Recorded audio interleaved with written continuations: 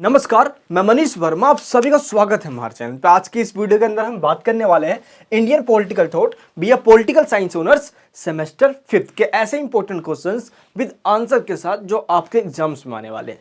इसके अलावा और कुछ भी नहीं पढ़ना जो आज मैं आपको बताने जा रहा हूँ। इससे पहले मैं आपको ये बता देता हूँ कि आपके जो चैप्टर्स दिए हुए हैं इनमें जो सबसे ज़्यादा इंपॉर्टेंट है आपको उस पर ज़्यादा फोकस करना है, क्योंकि टाइम आपके पास बहुत ज़्यादा कम है। अगर आप देखोगे तो टोटल आपके पास 8 यूनिट हैं। इनमें से जो पहला यूनिट है इसमें आपको 2 चैप्टर दे दिए गए। इसमें जो सेकंड चैप्टर है ये आपको करना है। इसके बाद आपको मनु करना है और कौटिल्य करना है, और नीचे आपको यहाँ पे देखना है बर्नी और अबुल फजल और कबीर, यानी कि अबुल फजल और कबीर में से कोई एक करना है। तो टोटल आपके पास हो गए 5 यूनिट। 5 यूनिट अगर आप कर लेते हो तो एग्जाम में आपके टोटल 4 ही क्वेश्चन का वो करना होता है 8 क्वेश्चन में से, जिनमें से एक तो शॉर्ट और 3 आपको लॉन्ग क्वेश्चन करना होता है। तो सेकंड यानी कि जो चैप्टर है आपका फर्स्ट यूनिट का ये करना है आपको, सेकंड यूनिट, थर्ड यूनिट, इसके बाद 6 यूनिट और 7th और 8 में से कोई एक यूनिट। टोटल अगर आप 5 कर लेते हो तो आपका जो पेपर है वो बहुत अच्छे तरीके से चला जाएगा। अब इस वीडियो के अंदर मैं क्या करने जा रहा हूँ, आप पहले इसको सही से समझना। मैंने क्या किया है, इन सभी चैप्टर से जो चैप्टर मैंने आपको बताया है इन सभी चैप्टर से मैंने एक क्वेश्चन लिया है जो आपका पूरा चैप्टर कवर करता हो, और अब मैं क्या करूंगा उस क्वेश्चन को समझा दूंगा जिससे कि आपका चैप्टर भी कवर हो जाएगा, और यही क्वेश्चन अगर एग्जाम में घूमकर आ भी जाता है तो आप इजीली अटेम्प्ट भी कर पाओगे। तो अब आपको क्या करना है, अब जैसे मैं आपको क्वेश्चन समझाने जा रहा हूँ समझ लो कि आपका वो चैप्टर कवर होता जाएगा। तो अब मैं स्टार्ट करता हूँ यहाँ से, यानी कि ब्राह्मण और श्राह्मण वाले जो चैप्टर है हमारा, अब मैं यहाँ से स्टार्ट करता हूँ। उसके बाद हम मनु, कौटिल्य, बर्नी, अबुल फजल और कबीर देखेंगे। चलिए टॉपिक अब हम स्टार्ट करते हैं। इनमें जो सबसे पहला क्वेश्चन आता है हमारा वो यूनिट फर्स्ट के चैप्टर सेकंड से आता है, जिसका नाम क्या है, भारतीय राजनीतिक चिंतन, इंडियन पॉलिटिकल थॉट। जिस तरीके से हमने क्लासिकल पॉलिटिकल फिलोसफी में पढ़ा कि इसकी स्टार्टिंग कहाँ से हुई थी, सुकरात, फिर प्लेटो, फिर एरिस्टोटल, फिर मॉडर्न वर्ल्ड में आए थे हम, मैकियावेली, जॉन लॉक, होब्स, हमने पूरा कंप्लीट पढ़ा। तो स्टार्टिंग से लेकर एंड तक आए। ये तो फिलोसफी वेस्टर्न कंट्री की, यूनान, एथेंस की हमने बात की। सेम अगर हम इंडियन कंट्री की बात करते हैं तो इंडियन थॉट्स के अंदर हम पढ़ने वाले वैदिक काल से लेकर जब इस्लाम उदय हुआ था उस टाइम तक लेकर, ठीक है। तो वैदिक से लेकर इस्लाम के उदय के टाइम तक भारत में जितने भी थॉट्स रहे हैं, जितने भी फिलोसफर के या थिंकर्स के, उन सभी को हम डिस्कस करेंगे इस पूरी बुक के अंदर। क्लियर है। तो आपका जो फर्स्ट क्वेश्चन है वो आपके यूनिट फर्स्ट से आया हुआ है, ठीक है। क्वेश्चन क्या है, ब्राह्मणीय और श्रमणीय परंपराओं की विशेषताएं बताइए। तो आपको ब्राह्मणीय और श्रमणीय यानी कि ब्राह्मणिक और श्रैमणिक ये 2 आपसे क्वेश्चन पूछा गया है एक ही क्वेश्चन के अंदर, और आपको इनके बीच में कंपैरिजन करना है और आपको ये बताना है कि ये दोनों जो ट्रेडिशन है इनके मेन फीचर्स क्या हैं। इससे पहले मैं आपको ये बता देता हूँ कि इंडियन पॉलिटिकल थॉट यानी कि भारतीय राजनीतिक चिंतन की शुरुआत भारत में कब होती है, वैदिक काल से होती है। वैदिक काल उस काल को कहा जाता है जब भारत के अंदर वेदों के अनुसार समाज का संचालन हो रहा था, यानी कि सोसाइटी किसके अकॉर्डिंग चल रही थी, वेदों के अकॉर्डिंग। और वेद किसे कहते हैं, ऋग्वेद, यजुर्वेद, सामवेद, अथर्ववेद। इसके अकॉर्डिंग हमारी समाज जो थी वो 4 वर्णों में डिवाइडेड थी, जिसको वर्ण सिस्टम या वर्ण व्यवस्था के नाम से जानते हैं। ब्राह्मण, क्षत्रिय, वैश्य और शूद्र, ये सब हमने अपने हिस्ट्री में पढ़ा हुआ है। तो ये पॉलिटिकल साइंस है, इसमें हिस्ट्री में तो हम नहीं घुसेंगे, लेकिन थोड़ा सा आपको जाना पड़ेगा कॉन्सेप्ट को समझने के लिए। वैदिक काल से लेकर 11वीं शताब्दी यानी कि 11th सेंचुरी तक का जो टाइम पीरियड है, इस टाइम पीरियड के दौरान भारत के जो थॉट्स है, इंडियन पॉलिटिकल जो थॉट्स है, इसका विकास हुआ है। जैसे हमने देखा वेस्टर्न कंट्री के अंदर सुकरात, एरिस्टोटल एंड प्लेटो वगैरह ने अपने विचार दिए। इसके बाद हमने मैकियावेली, होब्स, जॉन लॉक, हमने ये सब देखा, सीक्वेंस में देखा था हमने। सेम इसमें भी हम यही देखने वाले हैं कि वैदिक काल से लेकर बौद्ध धर्म, जैन धर्म या 6ठी शताब्दी ईस्वी पूर्व के टाइम में, उसके बाद हम इस्लाम के उदय के बाद आएंगे कि अबुल फजल हो गया, बर्नी या कबीर के क्या थॉट्स रहे हैं। तो इस तरीके से हम एंशिएंट टाइम की जो भारत की जो थॉट्स है हम इसकी बात करने वाले इसके अंदर, यानी कि जो इंडियन पॉलिटिकल थॉट है एंशिएंट टाइम की बात करेंगे, क्योंकि हमने क्लासिकल पॉलिटिकल फिलोसफी में भी हमने ग्रीक यानी कि एंशिएंट टाइम की ही बात की थी। क्लियर है। यहाँ पे तो आपका जो कॉन्सेप्ट है ये क्लियर होना चाहिए। अगर कॉन्सेप्ट क्लियर है तो एग्जाम में कैसा भी क्वेश्चन पूछ लिया जाए आप बना के लिख दोगे। तो पहला पॉइंट आपको ये ध्यान रखना है। दूसरी बात क्या है, इस टाइम से लेकर इस टाइम तक भारत के अंदर ऐसे कई रिलीजियस डेवलपमेंट हुए, जिसको हम धार्मिक विकास के रूप में जानते हैं। ऐसे कई धार्मिक विकास हुए जिनमें दो परंपराओं का उदय हुआ। पहली परंपरा ब्राह्मणवाद, दूसरी थी श्रमणवाद। जिन्होंने ब्राह्मणों को फॉलो किया या जिनमें ब्राह्मणों का वर्चस्व था उसको ब्राह्मणवाद कहा गया, यानी कि ब्राह्मण ही सबसे सुप्रीम थे या सोसाइटी के अंदर ब्राह्मण के अकॉर्डिंग समाज चला करता था, वो था ब्राह्मणवाद, जिसको हम वैदिक काल के रूप में भी जानते हैं क्योंकि वेदों के अंदर या वैदिक काल में समाज हमारा डिवाइडेड था। इसके बाद है श्रमण, यानी कि जिन्होंने ब्राह्मणों का वर्चस्व या ब्राह्मणों के अकॉर्डिंग चलना स्वीकार नहीं किया वो कहलाए श्रमण, क्योंकि 6ठी शताब्दी ईस्वी पूर्व की तक आकर ऐसे कई लोगों ने ब्राह्मणों का वर्चस्व, उसका विरोध किया, जिनमें बौद्धिज्म और जैनिज्म का नाम आता है। तो अब इन दोनों कॉन्सेप्ट को हम समझेंगे कि ब्राह्मण में मेन ब्राह्मण और हिंदू धर्म आ जाता है और इनका विरोध करने वाले श्रमण में आते हैं, जैसे कि जैनिज्म, बौद्धिज्म एंड इस तरीके से भारत के अंदर कई सारे धर्मों का उदय हुआ। पहले हम ये देखते हैं कि ब्राह्मण में ब्राह्मण लोग आते हैं और श्रमण में कौन आते हैं, बुद्धिज्म और जैनिज्म लोग आते हैं। तो आपका जो कॉन्सेप्ट है वो यहाँ से क्लियर हो गया होगा। कहा यह जाता है कि ब्राह्मण और श्रमण इन दोनों ही ट्रेडिशन से दुनिया के जितने भी धर्म हैं उनका इमर्जेंस यानी कि उनका राइज हुआ है, और इसी टाइम जो ऋग्वेद है यानी कि जो हमारे वेद है उनकी रचना भी हुई है और जिनवाद की शुरुआत हुई। जिनवाद का मतलब तप, तपस्या, कष्ट करने वाले, इनकी शुरुआत हुई है। तो पहले हम ये देखते हैं कि ये ब्राह्मण किसे कहा जाता है। ब्राह्मण हम उसे कहते हैं जो ब्रह्मा कौन है, जो सृष्टि के रचयिता है, जिन्होंने इस धरती को बनाया है, सृष्टि को बनाने वाले हैं। हिंदू धर्म के अंदर ब्रह्मा भगवान को ही माना जाता है। तो ऐसा कहा जाता है कि ये जो ब्राह्मण है इनको ब्रह्मा भगवान ने बनाया है और ब्रह्मा की ही पूजा करके या ब्रह्मा को ही मानकर मोक्ष की प्राप्ति हो सकती है। तो जो ब्रह्मा को सब कुछ माने वही ब्राह्मण कहलाता है। नेक्स्ट क्या है, जो वेद है हमारे पास, ऋग्वेद, यजुर्वेद, सामवेद, अथर्ववेद, ये जो वेद है इनके जो वाक्य, इनके जो वर्ड्स हैं, मेन जो इनके वर्ड्स हैं, इनको ब्रह्मा वाक्य मानता हूँ, यानी कि जो इनके जो वर्ड्स दिए गए हैं वो सभी ब्रह्मा जी के द्वारा दिए गए हैं। जो ये मानता हो उसको ही ब्राह्मण कहा जाता है। पहला, ब्रह्मा में ही मोक्ष की प्राप्ति मानता हूँ। मोक्ष का मतलब क्या है यहाँ पे, शांति की प्राप्ति, आत्मा का परमात्मा से मिलन होना। पहली बात ब्रह्मा जी से मिलन होना।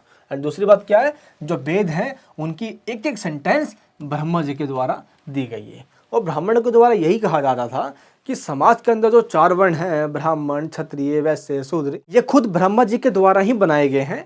उनके ही मुख से सबसे सुप्रीम अगर देखोगे मुख से ही ब्राह्मणों का राइज हुआ है, ब्राह्मण उदय हुए हैं। इनके सोल्जर से जो क्षत्रिय हैं उनका राइज हुआ है, जो मेन काम क्या करते हैं, लोगों को डिफेंस देते हैं।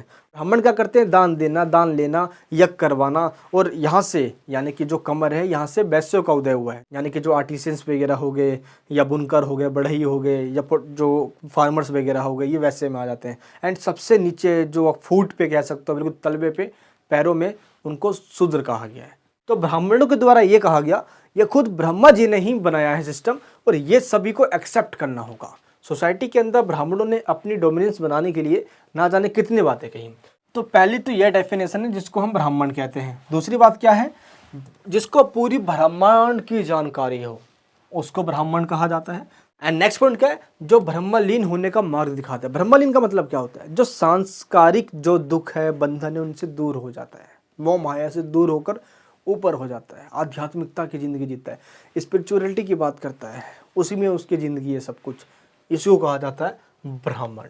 अब बात करते हैं श्रमण का मतलब क्या होता है। श्रमण मतलब यानी कि श्रम करने वाला, श्रम द्वारा मोक्ष प्राप्ति करने की जो बात करता है उसको श्रमण कहा जाता है। और आपको यहाँ पे एक डिफरेंस याद रखना होगा, ब्राह्मण किसे कहते हैं, जो ब्रह्मा जी को मोक्ष का आधार मानता है, लेकिन श्रमण किसे कहा जाता है, जो श्रम को मोक्ष का आधार मानता है। अब श्रम का मतलब क्या है, श्रम का मतलब होता है जो तप करता है, जो सन्यासी के जीवन जीता है, अपने घर बार को छोड़ देता है, जो मोह माया को छोड़ देता है, कष्ट सहता है। क्लियर है, इसको बोलते हैं क्या करना, श्रम करना। क्लियर है। इसके बाद क्या है, व्यक्ति के जीवन में ईश्वर की नहीं श्रम की आवश्यकता होती है, तपस्या की, कष्ट की, ब्रह्मचर्य जीवन जीने की, मोह माया से दूर हो जाने की, झूठ ना बोलना, सत्य बोलना, इन सभी पे जो चलता है एक आदर्श मान के, उन्हीं को कहा जाता है श्रमण यानी कि श्रम। और इनमें 2 कैटेगरी बुद्धिज्म और जैनिज्म आते हैं, ये चीज़ आपको ध्यान रखना है। इसके बाद हम ये बात करते हैं कि ब्राह्मण परंपरा के बारे में, यानी कि ब्राह्मणिक ट्रेडिशन के बारे में हमारे वेदों के अंदर बताया गया है, और श्रमण परंपरा यानी कि श्रमणिक ट्रेडिशन के बारे में बुद्धिज्म और जैनिज्म के द्वारा जो भी लिटरेचर या जो ग्रंथ लिखे गए हैं उनके अंदर बताया गया है। इसके बाद हम ये देखते हैं कि ब्राह्मण ब्रह्मा से उदय हुआ है, यानी कि जो ब्रह्मा वर्ड है, यानी कि जो ब्रह्मा जी हैं उनसे ही वर्ड निकल कर आया है ब्राह्मण। इसलिए ब्राह्मण को सोसाइटी में सबसे सुप्रीम पोस्ट या सुप्रीम माना गया, इसलिए ब्राह्मणों को हिंदू धर्म की धुरी कहा जाता है। दैट मीन्स जो ब्राह्मणों का स्थान है हिंदू धर्म में और किसी का नहीं है। भाषाई दृष्टि से देखा जाए तो ब्रह्मा शब्द का अर्थ होता है महान या सर्वोच्च। ब्रह्मा यानी कि जो ब्राह्मण है वो महान है या सोसाइटी में सबसे सर्वोच्च है। क्वेश्चन में आपसे यही पूछा गया है कि ब्राह्मणवाद की आपको फीचर्स बताना है और श्रमणवाद की आपको फीचर्स बताना है। अब मैं आपको ब्राह्मणवाद के पहले फीचर्स बता रहा हूँ, उसके बाद श्रमणवाद की फीचर्स बताऊंगा, देन आप खुद अपने आप में कंपैरिजन कर सकते हो, ये आपके लिए आसान हो जाएगा। चलिए पहले हम ये देखते हैं कि ब्राह्मणवाद यानी कि ब्राह्मणों ने अपने आप को सोसाइटी में किस तरीके से इस्टेब्लिश या स्थापित कर रखा था, उनके जो मेन पॉइंट्स हैं उनको डिस्कस करते हैं। अब इससे हमें ये समझ में आ जाएगा कि ब्राह्मणों का जो प्लेस है एक सोसाइटी के अंदर वो क्या है। पहला पॉइंट क्या है यहाँ पे, दार्शनिक आधार। दार्शनिक आधार का मतलब क्या है, यानी कि जो ब्राह्मणों की फिलोसफी थी, ब्राह्मणों की फिलोसफी क्या थी, सोसाइटी में अपने आप को सुप्रीम रखना।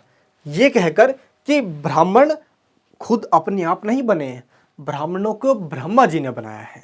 तो ब्राह्मणों ने क्या किया, अपने आप को ब्रह्मा जी से जोड़ दिया ताकि लोगों को ये बिलीव हो जाए कि जो उनकी बातें हैं वो बिल्कुल सच्ची है। ब्रह्मा जी ने इनको खुद बनाया है, इसलिए ये जो भी कहेंगे वो ईश्वर की बोली होगी, लोग इनको मानेंगे। तो पहला क्या है, ब्राह्मणों की फिलोसफी क्या है, अपने आप को ब्रह्मा जी से जोड़ देना। इसको ही ब्राह्मणों की फिलोसफी कहा जाता है या फिलोसफिकल बेसिस कहा जाता है। एंड सेकंड पॉइंट क्या है, तर्कशीलता। तर्कशीलता का मतलब क्या है, ब्राह्मणों के द्वारा ये कहा गया कि सोसाइटी के अंदर कुछ लोगों यानी कि समाज के अंदर कुछ ही लोगों को भगवान के द्वारा यानी ब्रह्मा जी के द्वारा ज्ञानी बनाया गया है। सब लोग ज्ञानी नहीं है, कुछ ही लोग ज्ञानी हैं जो ब्राह्मण बनने लायक हैं। ये क्या है, सेकंड पॉइंट, तर्कशीलता। अब हम बात करते हैं अपने थर्ड पॉइंट की। थर्ड पॉइंट क्या है, आध्यात्मिकता यानी कि स्पिरिचुअलिटी। इसका मतलब क्या है, यहाँ पे ब्राह्मणों के द्वारा ये कहा गया ऐसे इंसान जो भौतिक बंधनों से या भौतिक वस्तुओं से अपने आप को दूर कर ले, अपने आप को छुटकारा पा ले। भौतिक वस्तुएं जो घर बार के बंधनों से या फिजिकल गुड्स से या जो एक सांस्कारिक जीवन होती है उनसे दूर पा ले या तो उनसे दूर हो जाए। तो ऐसे लोगों के अंडर में ही लोगों को रहना चाहिए। अगर ऐसे लोगों के अंडर में लोग रहेंगे तो वो सही मार्ग या सही रास्ते पे चलेंगे। और ऐसे लोगों के अंडर में रह के यानी कि इनके जो अंडरशिप है, इनके जो लीडरशिप है, लोगों को एक्सेप्ट करना चाहिए। ब्राह्मणों ने सिर्फ ये इसलिए कहा क्योंकि ऐसा सिर्फ ब्राह्मण नहीं करते थे, वो सांस्कारिक बंधनों से दूर होकर या फिजिकल गुड्स या जितने भी ऐसे लोग होते हैं ये सांस्कारिक जीवन से दूर होकर अपनी ज़िंदगी उस टाइम जिया करते थे। और ऐसा इसलिए इन्होंने कहा ताकि लोग उनके अंडर में या उनकी जो लीडरशिप है लोग उसको एक्सेप्ट करें और ये हमेशा सुप्रीम रहे। यानी ब्राह्मणों ने ये कहा कि जो आध्यात्मिकता वाले लोग हैं, जो स्पिरिचुअलिटी वाले लोग हैं यानी कि ब्राह्मण, इनके ही अंडरशिप में सभी लोगों को रहना चाहिए और ये एक्सेप्ट करना चाहिए। ब्राह्मणों का विरोध करना बिल्कुल पाप है, कोई ब्राह्मणों का विरोध नहीं करेगा भाई। एंड फोर्थ पॉइंट क्या है, स्पष्ट सामाजिक विभाजन। ये क्लियर तरीके से सोशल डिवीजन किया गया और ब्राह्मणों ने ये कहा कि ब्रह्मा जी के द्वारा ये सोशल डिवीजन किया गया है क्योंकि ये मुख जो है यहाँ से ब्राह्मणों को बनाया गया है और सोल्जर से क्षेत्रियों को बनाया गया है। जो डिफेंस देते हैं मुख से ब्राह्मण को बनाया गया है, जो पूजा यज्ञ करवाते हैं, दान दक्षिणा देते हैं, शिक्षा देते हैं लोगों को। और इस कमर से वैश्य को बनाया गया है जो व्यापार यानी कि प्रोडक्शन करते हैं, फार्मर्स वगैरह ऐसे में आ जाते हैं। और जो सबसे नीचे कैटेगरी जो पैरों में कैटेगरी है वो क्या है, शूद्र की है। और शूद्रों का मेन काम इन तीनों की सेवा करना है या समाज में ऐसे काम करना है जिनको लोग घृणा की दृष्टि से देखते हैं, घिन मानते हैं, ऐसे काम शूद्रों को दे दिएगा। तो ब्राह्मणों के द्वारा ये कहा गया कि ब्रह्मा जी ने खुद ही समाज को डिवाइड किया हुआ है 4 पार्ट्स में। तो इन 4 कैटेगरी के अंदर स्पष्ट रूप से क्लियर डिवीजन किया गया था सोसाइटी का। फिफ्थ पॉइंट क्या है, अपरिवर्तनीय विभाजन। ये एक ऐसा डिवीजन था जो कभी चेंज नहीं हो सकता था, ब्राह्मणों के द्वारा ये कहा। और ब्राह्मणों ने ये कहा कि जो भी जिस वर्ण में है, वर्ण का मतलब क्या है, ब्राह्मण वर्ण है, एक क्षेत्रीय वर्ण में या वैश्य या शूद्र में, जो अपने वर्ण में है वो उसी वर्ण में रहेगा। लेकिन इसके बाद और कैटेगरीज बनने स्टार्ट हो गई जिसको हम जाति कहने लग गए। ब्राह्मण के द्वारा यहाँ पे ये भी कहा गया, अगर कोई अपर कास्ट का इंसान किसी ने लोअर कास्ट की लड़की से शादी कर लिया तो उसको जाति से निकाल दिया जाएगा, पहली बात। और यहाँ पे ये भी कहा गया, अगर कोई निचली जाति का इंसान कोई अच्छे काम भी कर ले, कितने भी अच्छे काम कर ले सोसाइटी के अंदर, वो रहेगा हमेशा से शूद्र में ही, वो ऊपर की कैटेगरीज में नहीं आ सकता। तो ब्राह्मणों ने इतने जटिल तरीके से इतना कॉम्प्लिकेटेड सोसाइटी बना दिया था कि लोगों ने अब वर्ण सिस्टम को अपनाना स्टार्ट कर दिया। अब उनको ये लगा कि भाई हाँ, सच में ईश्वर ने ही बनाया और ब्राह्मण की बातों को इनकार करना पाप करने समान हो गया। 6 पॉइंट क्या है? ईश्वरीय आधार। ब्राह्मण के द्वारा ये कहा गया कि ये जो डिवीजन है ये स्वयं ईश्वर ने किया है, खुद भगवान ने ही किया है। अब लोग एक्सेप्ट नहीं करेंगे तो भगवान की बातों को ना मानना बड़ा अभिशाप हो जाएगा। लोगों ने मानना स्टार्ट कर दिया। तो पहले तो यह डिवीज़न कर्म पे आधारित था। कर्म मतलब जो इंसान काम करते थे, जैसे जो लोगों को सुरक्षा देगा वो क्षत्रिय बनता था, जो प्रोडक्शन या फार्मर काम करता था वो वैश्य में जाता था, जो दान दक्षिणा या यज्ञ करवाता था, पूजा पाठ करवाता था, ब्राह्मण बन जाता था, और सोसाइटी में जो इन तीनों की सेवा करता था वो शूद्र बन जाता था। तो पहले तो ये कर्म पे आधारित था। लेकिन ये बात है वैदिक पीरियड की। वैदिक पीरियड के बाद जिसको उत्तर वैदिक काल कहा जाता है, उस काल के अंदर अब ये कर्म पे ना होकर अब ये जन्म पे आधारित हो गया। यानी कि अगर किसी का जन्म शूद्र में हो गया है तो वो शूद्र में ही रहेगा, अब वो चाहे कितने अच्छे भी काम क्यों ना कर ले। ईश्वर ने उसको उसी कैटेगरी में डाला है, कुछ सोच के लिए डाला होगा। अगर किसी और ऊपर कैटेगरी में ये शिफ्ट हो जाता है, जो शूद्र कैटेगरी का बंदा है, तो इससे जो बच्चे पैदा होंगे वो उतने ही अयोग्य होंगे जितना ये खुद है। तो ब्राह्मणों ने इसको कहीं का नहीं छोड़ा, शूद्रों के साथ बहुत ज़्यादा डिस्क्रिमिनेशन किया गया, ये कहकर कि ईश्वर ने खुद बनाया है। सोसाइटी में जो डिवीजन किया गया ये गॉड या भगवान ने खुद ने किया है, इसलिए इसको सभी को एक्सेप्ट करना होगा।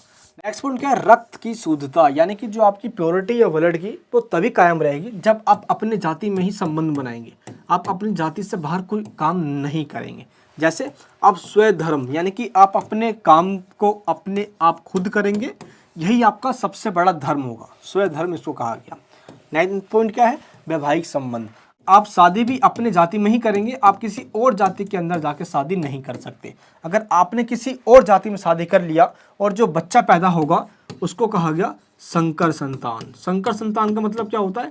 एक ऐसा संतान जिसमें एक अपर कास्ट के लड़के ने किसी लोअर कास्ट की लड़की से शादी करके बच्चा पैदा किया हो, और वो संकर संतान होगा। संकर मतलब जो अयोग्य होगा, अनकैपेबल होगा और वो योग्य नहीं है। अब इसके बाद हम बात करते हैं श्रमण का अर्थ क्या होता है। मेन देखो, श्रमण के अंदर वो लोग आते हैं जिन्होंने ब्राह्मणों की जो डोमिनेंस है इसको एक्सेप्ट नहीं किया, जिन्होंने हिंदू धर्म या ब्राह्मणों की आलोचना करके एक नई परंपराओं की शुरुआत करी। और इसकी शुरुआत होती है का भारत के अंदर 6वीं शताब्दी ईसवी पूर्व के अंदर, और इस तरीके से ये देखते ही देखते पूरे भारत के अंदर बहुत तेजी से फैल गया। श्रमण में कौन कौन आते हैं? जैन मुनि और बुद्ध जो भिक्षु हैं। जैन मुनि में जैसे ऋषभदेव, पार्श्वनाथ, महावीर स्वामी जी, जैसे 24 टोटल मोंक है। कितने मोंक है टोटल? 24 मोंक है, यानी 24 टोटल तीर्थंकर हैं। तो ये सभी आ गए। बौद्ध धर्म में जो बुद्ध, महात्मा बुद्ध के जो फॉलोवर्स वगैरह हो गए वो हो गए बौद्ध भिक्षु। तो ऐसे लोग जो जैनिज्म और बुद्धिज्म से बिलोंग करते हैं वो आते हैं श्रमण, यानी कि श्रमिक ट्रेडिशन के अंदर। ये वो लोग हैं जिन्होंने ब्राह्मण की जो डोमिनेंस है उसका इन्होंने क्रिटिसाइज किया था। तो श्रम का मतलब क्या हुआ? ये जो वर्ड आपको दिख रहा है श्रम, यही है मेन वर्ड जो आपको ये डिफाइन करना है।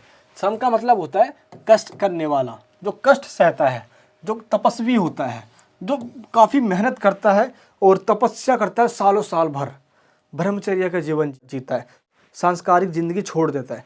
जैन धर्म की बात करें, काफ़ी कड़े नियम हैं, बहुत कड़े नियम। सांस्कारिक जीवन से दूर रहना, ये नहीं खाना, वो नहीं खाना, तमाम ब्रह्मचर्य जीवन का पालन करना, सत्य बोलना, झूठ कभी ना बोलना, तमाम तरीके से नियम बनाए गए हैं।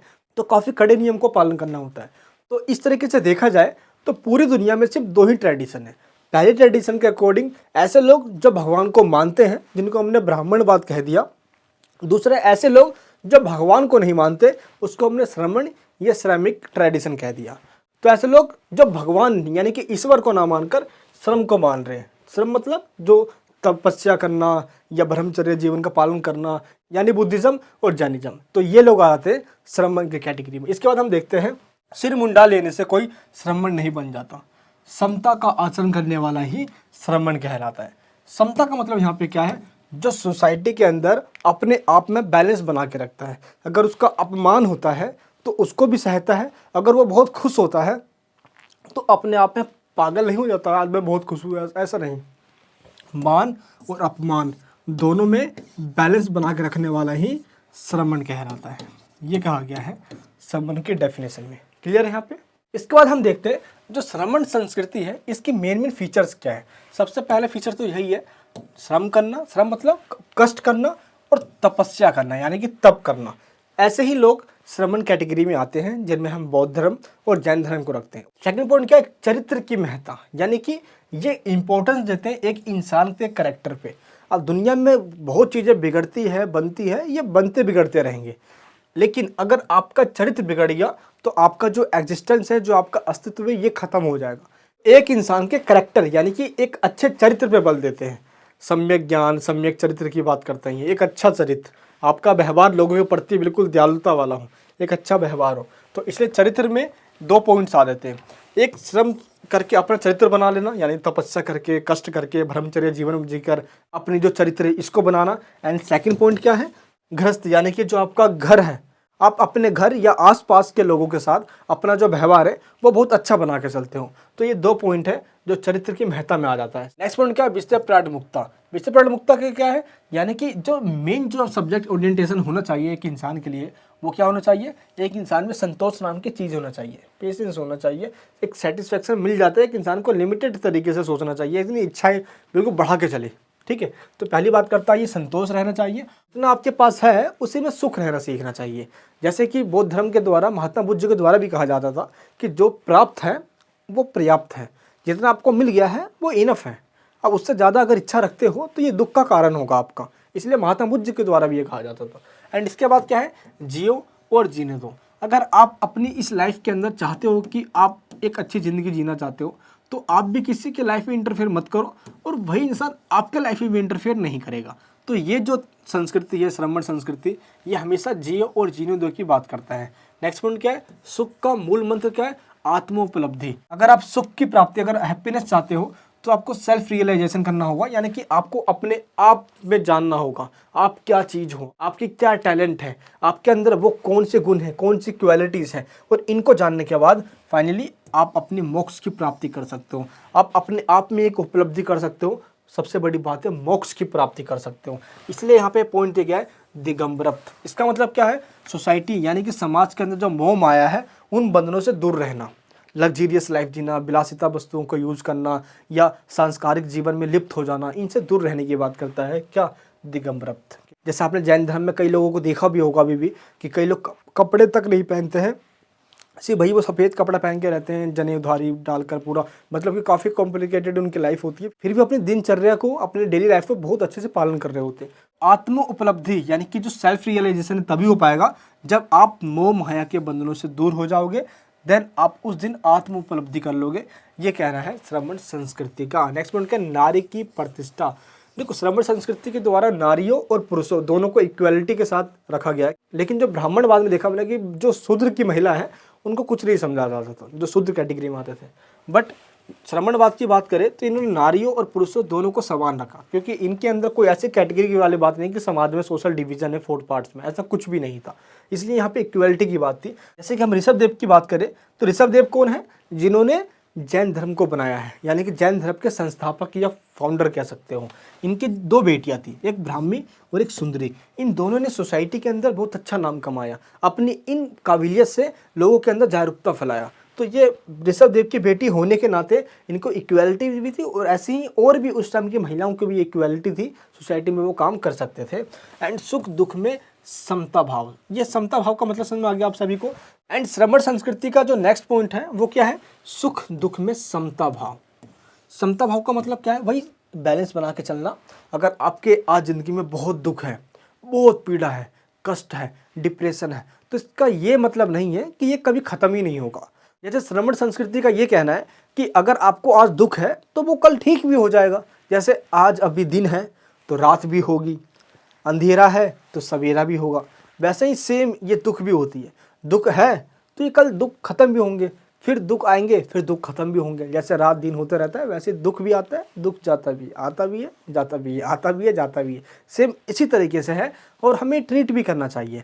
अगर चैलेंजेस सामने से आ रहा है तो उसे हमें सामना भी करना चाहिए। तो श्रमण संस्कृति हमें कष्ट कष्ट सहने की क्षमता देता है, जो तप तपस्या हमें करना सिखाता है, ब्रह्मचर्य जीवन सिखाता है। ब्रह्मचर्य नहीं भी जी सकते तो आज हम कष्टों को झेलना लायक तो बन ही सकते हैं यार, और इनको चैलेंज जो आते हैं हमारे सामने उनको तो सोल्व कर ही सकते हैं अपने लेवल पे। इस प्रकार कहा जा सकता है कि भारत में वैदिक काल के अंदर जो सोशल डिवीजन किया गया था, कहा तो ये गया कि यह ब्रह्मा जी के द्वारा किया गया है, बट यह ब्राह्मणों ने किया था। और सोशल डिवीजन इस तरीके से किया गया कि चारों कैटेगरी के अंदर आपस में डिस्क्रिमिनेशन होना था। इसलिए सोसाइटी के अंदर एक आने वाले टाइम में हुआ ये कि एक नई परंपरा, एक नई ट्रेडिशन निकल कर आई, जिन्होंने इन ब्राह्मणों का अपोज किया, क्रिटिसाइज किया, और यही कहलाई श्रमणवाद। तो इस तरीके से ब्राह्मणों और श्रमणों इन दोनों के अंदर हमने डिफरेंस देखा, प्लस हमने फीचर्स देखा जिससे हम कंपैरिजन भी कर सकते हैं। आई होप आपको ये क्वेश्चन समझ में आ गया होगा। अगर आपको कोई डाउट होता है इस क्वेश्चन के अंदर तो मुझे आप कमेंट बॉक्स में जरूर बता सकते हो। चलिए अब हम बात करते हैं अपने नेक्स्ट क्वेश्चन की। देखिए एक बात आपको पहले बता देता हूँ मैं, इंडियन पॉलिटिकल थॉट के अंदर अब जितने भी हमारे थिंकर्स हैं वो आएंगे, जिन्होंने जैसे मनु हो गया, कौटिल्य हो गया, अबुल फजल या बन्नी, इन्होंने अपने स्टेट के ऊपर, रिलीजन के ऊपर या सोशल डिवीजन के ऊपर अपने थॉट्स दिए हैं। हम अब वो पढ़ने जा रहे हैं। इनमें सबसे पहला जो नाम आता है वो आता है किसका नाम, मनु का। तो इनमें हम देखते हैं क्वेश्चन कैसे मनु पे आ सकता है। मनु द्वारा जिस सामाजिक व्यवस्था को महत्व दिया गया है उसकी प्रकृति की आलोचनात्मक विवेचना कीजिए। यानी कि मनु ने अपने सामाजिक व्यवस्था पे विचार दिए हैं। मनु के द्वारा ही जो मनुस्मृति में विचार दिया गया है सोशल डिवीजन पे, आपको वो बताना है। नेक्स्ट क्या है, मनु द्वारा वर्णित सामाजिक कानूनों का आपको आलोचनात्मक परीक्षण करना है, यानी कि आपको आलोचना भी करनी है। नेक्स्ट में क्या है, और में दिया गया है सामाजिक कानूनों के निर्धारण में मनुस्मृति की भूमिका का विश्लेषण करना है। अब ये क्वेश्चन चाहे किसी भी तरीके से घुमा के पूछ ले, मैंने आपको सभी तरीके में बता दिया है। अब आप अगर ये कॉन्सेप्ट समझ जाओगे तो कैसे भी क्वेश्चन आ जाए एग्जाम में आप बना के लिख ही दोगे। एंड इसके बाद क्या है, ये देखिए, मनु द्वारा दी गई सामाजिक विधि, उस सिलेबस में देखोगे आप तो सामाजिक विधि ही है। सामाजिक विधि का मतलब क्या है, सामाजिक कानून, क्योंकि उस टाइम की सोसाइटी मनुस्मृति के अकॉर्डिंग ही चला करती थी। मनुस्मृति का प्रभाव आज तक हमारी सोसाइटी पे है। सबसे पहले हम बात करते हैं इंट्रोडक्शन की कि मनु महाराज ने मनुस्मृति के अंदर अपने कौन से थॉट्स दिए हैं। देखिए सबसे पहले मनुस्मृति जो बुक है मनु की, उसके अंदर इन्होंने अपने राजनीतिक चिंतन दिए हैं। राजनीतिक चिंतन का मतलब क्या है कि स्टेट कैसे आया, स्टेट का राइज कैसे हुआ है। अब स्टेट के ऊपर बात करें तो मनु के द्वारा ये कहा गया जो स्टेट है ये ईश्वर के द्वारा बनाया गया है, बट जो स्टेट का राजा होगा वो डिक्टेटर नहीं होगा, वो सदाचारी होगा। क्या होगा, वो सदाचारी होगा। सदाचारी का मतलब उसका चरित्र अच्छा होगा। अगर बुरा चरित्र होगा तो उसको जीने के लायक नहीं है भाई, वो उसको खत्म कर दो, नष्ट हो जाने उसका सही है। सदाचारी इंसान ही धरती पे जीने लायक है। तो सदाचारी का कॉन्सेप्ट दिया इन्होंने, जिसका जो करैक्टर है वो बिल्कुल ही कह सकते हो कि सही है लोगों की नज़रों में भी, और उसको अपने ही नज़रों में वो सही लग रहा हो। ठीक है, तो स्टेट जो है डिवाइन थ्योरी जो है मनु ने उसका सपोर्ट किया है, बट जो डिक्टेटर का जो कंसेप्ट है कि राजा डिक्टेटर हो, क्योंकि डिवाइन थ्योरी में ज़्यादातर राजा वही होंगे, इसका इसने अपोज किया है। तो मनु के द्वारा एक डिक्टेटर राजा का सपोर्ट नहीं किया गया, बट स्टेट जो डिवाइन थ्योरी यानी देवीय सिद्धांत कि देवताओं के द्वारा एक राज्य को बनाया गया, इसका मनु के द्वारा सपोर्ट किया गया है। एंड सदाचारी जीवन की बात की गई है। तो ये है इनका राजनीतिक विचार। मनुस्मृति जब बुक लिख दी गई थी उस टाइम पे जितने भी धर्म के नियम हैं वो मनुस्मृति के अकॉर्डिंग चला करते थे। प्राचीन धर्मशास्त्रों में मनुस्मृति का जो स्थान है वह बहुत ज़्यादा इंपॉर्टेंट है, क्योंकि सोसाइटी के अंदर इसके अकॉर्डिंग सभी लोग नियम माना करते थे भाई।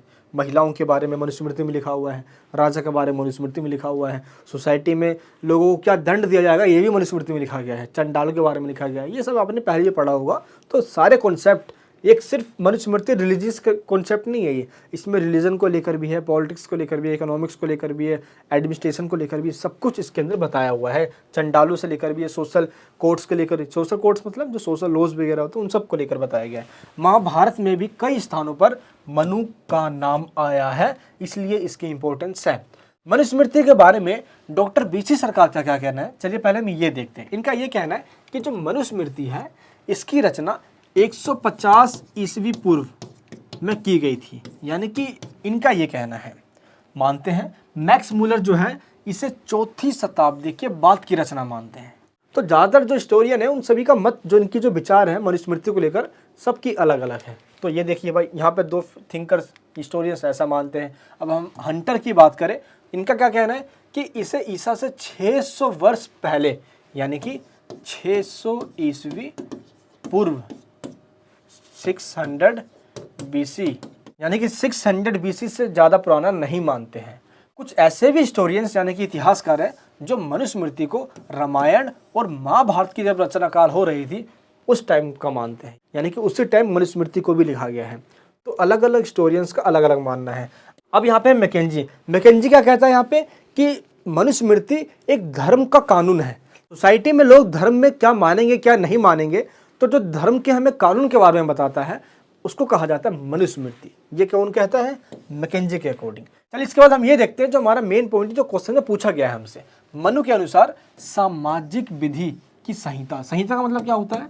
नियम। तो अब हमें बताना है कि जो सामाजिक विधि है यानी कि social law code according to Manu, अब ये क्या है? चलिए इसकी बात करते हैं। सबसे पहला पॉइंट क्या है कि भारतीय समाज में वर्ण सिस्टम को बहुत ज़्यादा इंपॉर्टेंस दी गई थी। ये मनु के टाइम से चली आ रही है क्योंकि उसी टाइम से इसकी शुरुआत मानी जाती है। 4 वर्ण अपने कर्तव्यों से सुंदर सामाजिक व्यवस्था का निर्माण करते हैं और मनु ने ही कहा है कि वर्ण व्यवस्था सबसे अच्छी व्यवस्था है और सोसाइटी में यह होना ही चाहिए। जैसे कि ब्राह्मणों का काम क्या था? एजुकेशन देना, लोगों को शिक्षा देना, पूजा पाठ या यज्ञ करवाना। क्षत्रिय काम क्या था? शासन करना, लोगों पे शासन करना यानी कि रूलिंग करना क्षत्रिय का काम था। इसके बाद में वैश्य काम क्या था? ट्रेड करना, व्यापार करना, जैसे बुनकर हो गए, साहूकार हो गए या अलग अलग कैटेगरीज के लोग जो सोसाइटी के अंदर प्रोडक्शन कर सकते हैं, ये आते हैं वैश्य की कैटेगरी में। इसके बाद कौन है? शूद्र। शूद्र का मतलब क्या है? श्रम करना, यानी कि ऊपर के जो तीनों वर्ण हैं उनकी सेवा करना। वर्ण सिस्टम के अंदर शूद्रों को सबसे नीचे रखा गया। मनु क्या कहता है कि मनु ने आचार को परम धर्म कहा है। आचार मतलब ये जो नियम है, ब्राह्मण, क्षत्रिय, वैश्य, शूद्र, ये नियम को ही फॉलो करना परम धर्म है। इससे बड़ा कोई धर्म नहीं है जो अपने नियम को फॉलो करता है। यहाँ पे इन्होंने कहा लाभ की प्राप्ति। अब लाभ की प्राप्ति के लिए, प्रॉफिट के लिए कोई अपना वर्ण चेंज नहीं कर सकता। ब्राह्मण ब्राह्मण में रहेगा, क्षत्रिय क्षत्रिय में ही, वैश्य वैश्य में, शूद्र शूद्र में ही। अब जो चाहे कितना ही अच्छे काम कर ले वो उसी वर्ण में रहेगा, क्योंकि पहले तो ये कर्म पे आधारित था, यानी कि जो काम कर रहा है उस काम में रहेगा। वो चेंजेस भी हो सकता था, लेकिन आगे चल के इसको जन्म पे आधारित कर दिया। अब जिसका जन्म शूद्र में हो गया वो शूद्र में ही जिंदगी भर रहेगा, वो अपने मरने तक उसमें ही रहेगा। क्षत्रिय क्षत्रिय में ही रहेगा, वैश्य वैश्य में, ब्राह्मण ब्राह्मण में। तो ये सिस्टम कर दिया गया। मनु के अकॉर्डिंग क्या है? समस्त धर्म, जितने भी धर्म है उनमें 4 सत्य पाया जाता है, 4 सच्चाई। पहला तप, ज्ञान, तप मतलब तपस्या करना है, ज्ञान, यज्ञ करना और धन। ये 4 कैटेगरीज में बताया है कि ये चारों सबसे ज़्यादा इंपॉर्टेंट है। अलग अलग कैटेगरीज में, अलग अलग टाइम पीरियड में इन चारों का अपना अपना कंट्रीब्यूशन रहता है सोसाइटी के अंदर। जैसे कि आज हम कहते हैं कि कलयुग चल रहा है, तो सोसाइटी के अंदर पहले क्या था? पहले के टाइम में, तो वहाँ से मनु बताता है सबसे पहला जो युग था वो था सतयुग। हम देवताओं का युग कहते हैं सतयुग को, ठीक है। तो सतयुग में क्या था? तप करना सबसे अच्छा माना जाता था, सबसे अच्छा धर्म माना जाता था लोगों का। इसके बाद क्या? त्रेता युग, ये भी देवताओं का युग है। सतयुग और त्रेता युग दोनों को देवताओं का युग कहा जाता है। त्रेता युग में क्या था? ज्ञान प्राप्ति करना सबसे श्रेष्ठ धर्म माना जाता था, सबसे अच्छा धर्म लोगों का माना जाता था। इसके बाद क्या है? द्वापर युग। द्वापर युग में क्या था? यज्ञ करना सबसे अच्छा साधन माना जाता था। और आज है कलयुग, जहाँ पे आज लोग चोरी डकैती गलत काम में बहुत ज़्यादा ही फंस गए हैं, बहुत ज़्यादा। अब वो धर्म से कटते जा रहे हैं, इसलिए यहाँ पे सबसे अच्छा काम क्या माना गया कलयुग में? आज के टाइम पे दान देना। दान देना आज के टाइम पे सबसे अच्छा धर्म माना गया है। हम दान देते हैं तो हम कलयुग के अंदर सबसे श्रेष्ठ धर्म का पालन कर रहे हैं। नेक्स्ट पॉइंट क्या है? मनु के अनुसार ब्राह्मण, क्षत्रिय, वैश्य, इन तीनों को वेदों के संस्कार के अकॉर्डिंग चलना होता है, इसलिए इनको देश कहा जाता है। इनके आपसी संबंध शूद्रों से बिल्कुल अलग होंगे। समाज में ब्राह्मण की सर्वोत्तम स्थिति स्वीकार की गई है और ये सभी को माननी है, क्योंकि ब्राह्मणों को ब्रह्मा जी के द्वारा अपने मुख से सबसे सुप्रीम बनाया गया और ये ब्राह्मण ने अपने आप को सिर्फ इस्टेब्लिश करने के लिए ही ये कही है। नेक्स्ट पॉइंट का, क्षत्रिय की उत्पत्ति विराट पुरुष से, यानी कि जो ब्रह्मा जी हैं उनकी भुजाओं से हुई है, उनके सोल्जर से हुई है। इसलिए इनका काम मेन डिफेंस देना है, लोगों को सुरक्षा करना है और शासन करना है। लेकिन जो वैश्य है इनकी जो उत्पत्ति है वो कमर से हुई है, जो ब्रह्मा जी के कमर से हुई है। इसलिए इनका मेन काम क्या है? व्यापार करना, और ये व्यापार करके यानी प्रोडक्शन करके सभी लोगों का भला कर सकते हैं। एंड जो फोर्थ है यानी जो चतुर्थ वर्ण है उसकी जो उत्पत्ति है वो कहाँ से हुई है, विराट पुरुष यानी ब्रह्मा जी के पैरों से हुई है। इसलिए शूद्रों को सोसाइटी में सबसे नीचा और घृणित काम करने वाला माना जाता था। ब्राह्मण इनसे बिल्कुल दूर रहा करते थे, इनके टच आएंगे सब लोग दूषित हो जाएंगे। और शूद्रों से ही समाज में असामाजिक जो कार्य है, अनसोशलिस्ट जो वर्क है वो भी करवाया जाता था। इसके बाद क्या है कि शूद्र को वेदों का अध्ययन करने का अधिकार बिल्कुल भी नहीं था। ये वेद पढ़ नहीं सकते थे। हाँ, कभी कभार इनको सुनने का अधिकार स्टार्टिंग में दिएगा, बट वो भी नहीं था। क्लियर है, ये ध्यान रखना है। मनु ने शूद्रों को धन संचय का भी अधिकार नहीं दिया। मनु ने ये कहा कि अगर शूद्रों के द्वारा धन इकट्ठा कर लिया जाता है तो आगे चल के ये सोसाइटी में अमीर बन जाएंगे। ऐसे में ये ब्राह्मणों के जो आदेश है उनको मानने से मना कर देंगे। अगर ये आदेश पालन नहीं करेंगे तो उस टाइम ब्राह्मणों की जो वर्चस्व है उसको दिक्कत आ जाएगी। और मनु ने ब्राह्मणों को सबसे सुप्रीम रखा है सोसाइटी के अंदर। अब ब्राह्मण को सुप्रीम रखा है और ऐसे में भाई शूद्र पे पैसा आ जाएगा, दिक्कत हो जाएगी। इसलिए मनु ने झंझट ही खत्म कर दिया कि शूद्र पैसे इकट्ठे कर ही नहीं सकते, इनको सोसाइटी में सबसे नीचे रखना है, ये अयोग्य लोग हैं। ब्राह्मणों को पिता तुल्य मानना है, ब्राह्मण ही सबके पिता हैं। ब्राह्मणों के द्वारा ही आपको नेक रास्ता दिखाया जाएगा और इसी के राह पे आपको सभी को चलना है। इसके बाद क्या कहता है मनु, ब्राह्मण वर्ग के व्यक्ति विद्वान होते हैं, उनमें बुद्धि होता है, क्या करना है क्या नहीं करना है ये सब उनको पता होता है। इसलिए अगर उनके राह पे चल रहे हो तो कभी भी गलत नहीं जा सकते, ये कह रहा है मनु यहाँ पे। वह ब्राह्मण के सबको, अगर कोई ब्राह्मण की डेथ हो गई है, उसकी डेड बॉडी पड़ी हुई है, जैसे कि शूद्रों काम हुआ करता था, ये लोगों की डेड बॉडी उठाना, दफनाना, जलाना, ये उनका काम हुआ करता था। लेकिन अगर वो डेड बॉडी ब्राह्मणों की है तो उसको शूद्र के द्वारा टच भी नहीं किया जा सकता। मनु के द्वारा यहाँ पे ये कहा गया कि शूद्रों ने अगर ब्राह्मणों की डेड बॉडी को टच कर दिया से उठा के ले जाने के लिए, तो ऐसे में जो ब्राह्मणों की बॉडी है उनको स्वर्ग में जगह नहीं मिलेगी भाई। इसलिए शूद्र ब्राह्मणों की डेड बॉडी को टच भी नहीं कर सकते। नेक्स्ट पॉइंट क्या कहता है मनु, मनु ने कई प्रतिलोम जातियों का और उल्लेख किया। मनु ने स्टार्टिंग में वर्ण सिस्टम की बात करी और उसके बाद अनेक जातियों को कैटेगराइज कर दिया, क्योंकि वर्ण तो सिर्फ भारत में 4 ही थे और वर्ण के बाद अनेक जातियां आ गई। तो अब वर्ण सिस्टम के बाद बहुत सारी कास्ट बन गई। अब ये अनकाउंटेबल है भाई, बहुत सारी कास्ट बन गई। मनुस्मृति के अंदर चंडालों के बारे में भी बताया गया है। चंडालों के कर्तव्य, चंडालों को क्या करना है, जैसे कि बॉडी उठाना, बॉडी को ले जाना, एंड कोई भी अगर डेड बॉडी पड़ी है तो उनको साफ करना, उधर से कोई जानवर मर गया तो उनको ले जाना। तो चंडालों का काम सबसे निचला काम था इनका। सोसाइटी में कोई इनको देखता भी नहीं था, सोसाइटी में इनको सबसे अलग रहना पड़ता था।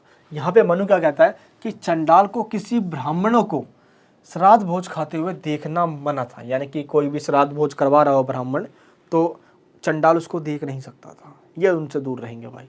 यानी कि चंडाल अगर ऐसा देख भी ले या कोई मतलब कि ऐसा पाप कर दे, ब्राह्मणों को देख ले या टच या कोई ऐसा कर दे, तो या तो उनका जीभ या नाक या हाथ पैर कटवा दिया जाता था।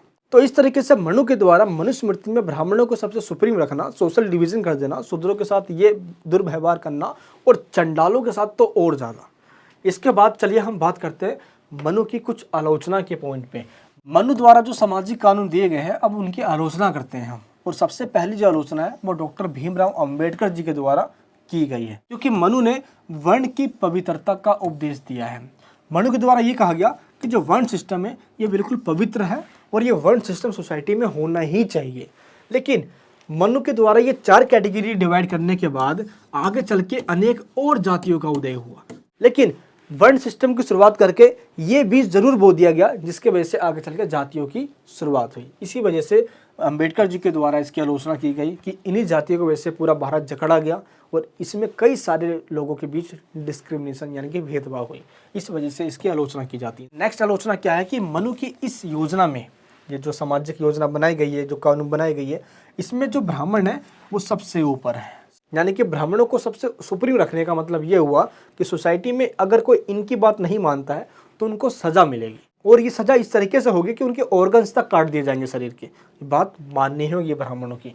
नेक्स्ट पॉइंट क्या है, मनु ने दास्ता मतलब स्लेवरी या गुलामी कह सकते हो, इसको मान्यता देती, क्योंकि मनु के द्वारा ये कहा गया कि जो शूद्र है ये सबसे नीचे ही रहेंगे और ये तीनों वर्गों की सेवा करेंगे। यानी कि ये गुलामी की प्रथा, ये स्लेवरी बना देना एक इंसान को सिर्फ इसलिए कि वो शूद्र की कैटेगरी में आता है, बिल्कुल ही अमानवीय और गलत प्रथा थी। इस वजह से मनु की आलोचना की जाती है। नेक्स्ट पॉइंट क्या है, मनु अंतर जातीय विवाह का विरोधी है। मनु के द्वारा ये कहा गया कि जो अपने वर्ण का है वो उसी वर्ण में शादी करे।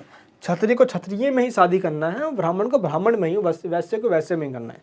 अगर कोई क्षत्रिय शूद्र में शादी कर लेता है तो उसको अपने वर्ण सिस्टम से निकाल दिया जाएगा और उसको सज़ा भी दी जाएगी। तो इसलिए ये जो बिल्कुल कॉम्प्लिकेटेड सिस्टम था, इस वजह से मनु की आलोचना की जाती है।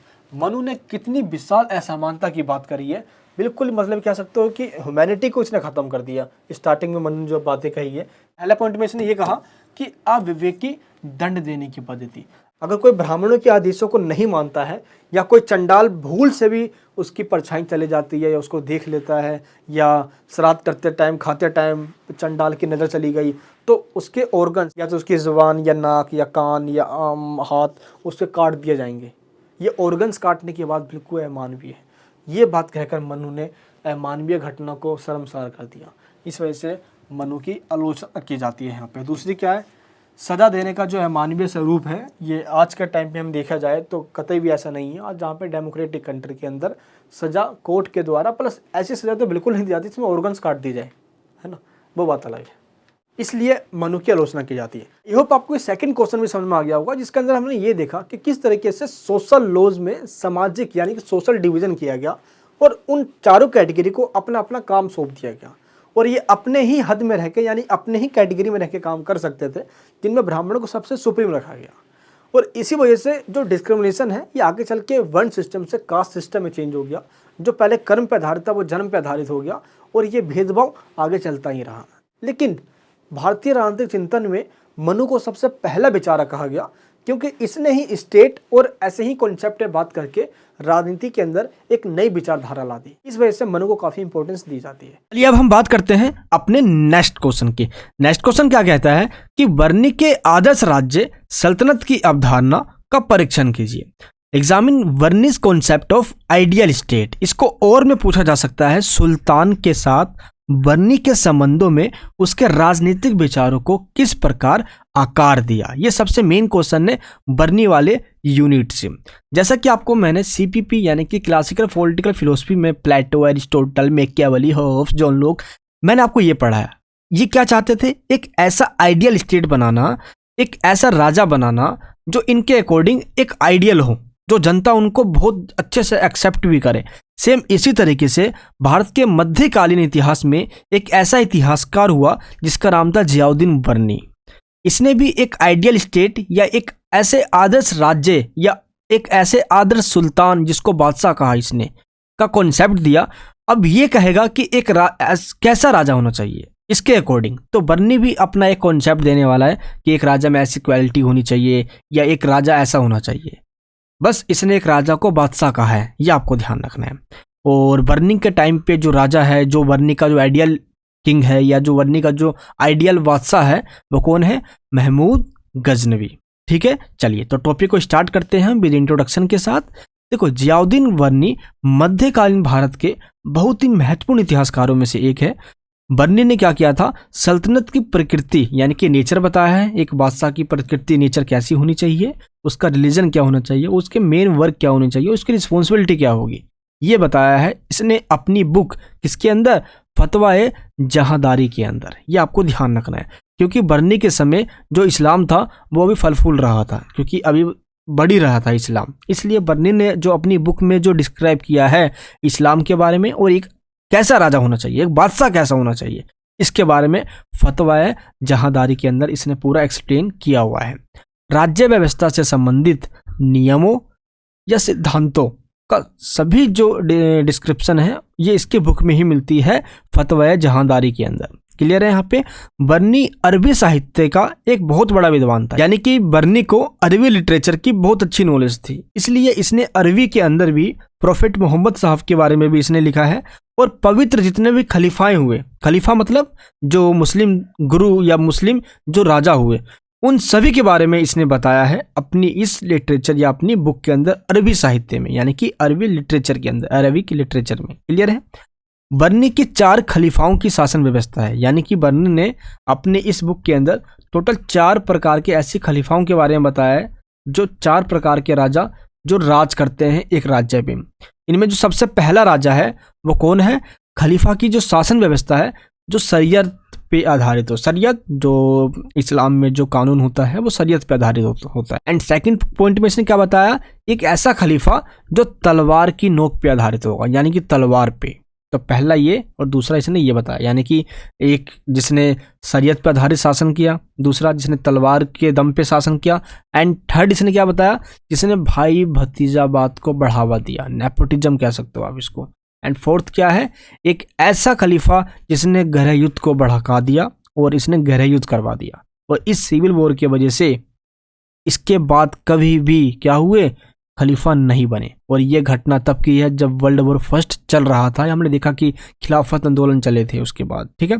तो खलीफा इसके बाद नहीं बने और एंड में जाके आप देखोगे यहाँ पे तो खलीफाओं के बाद फिर मलिकों आए, शाहों आए, बादशाह आए, इस तरीके से आने लगे। बट खलीफा का जो चौथा जो स्टेज है ये एंड था, इसके बाद कोई खलीफा नहीं आए।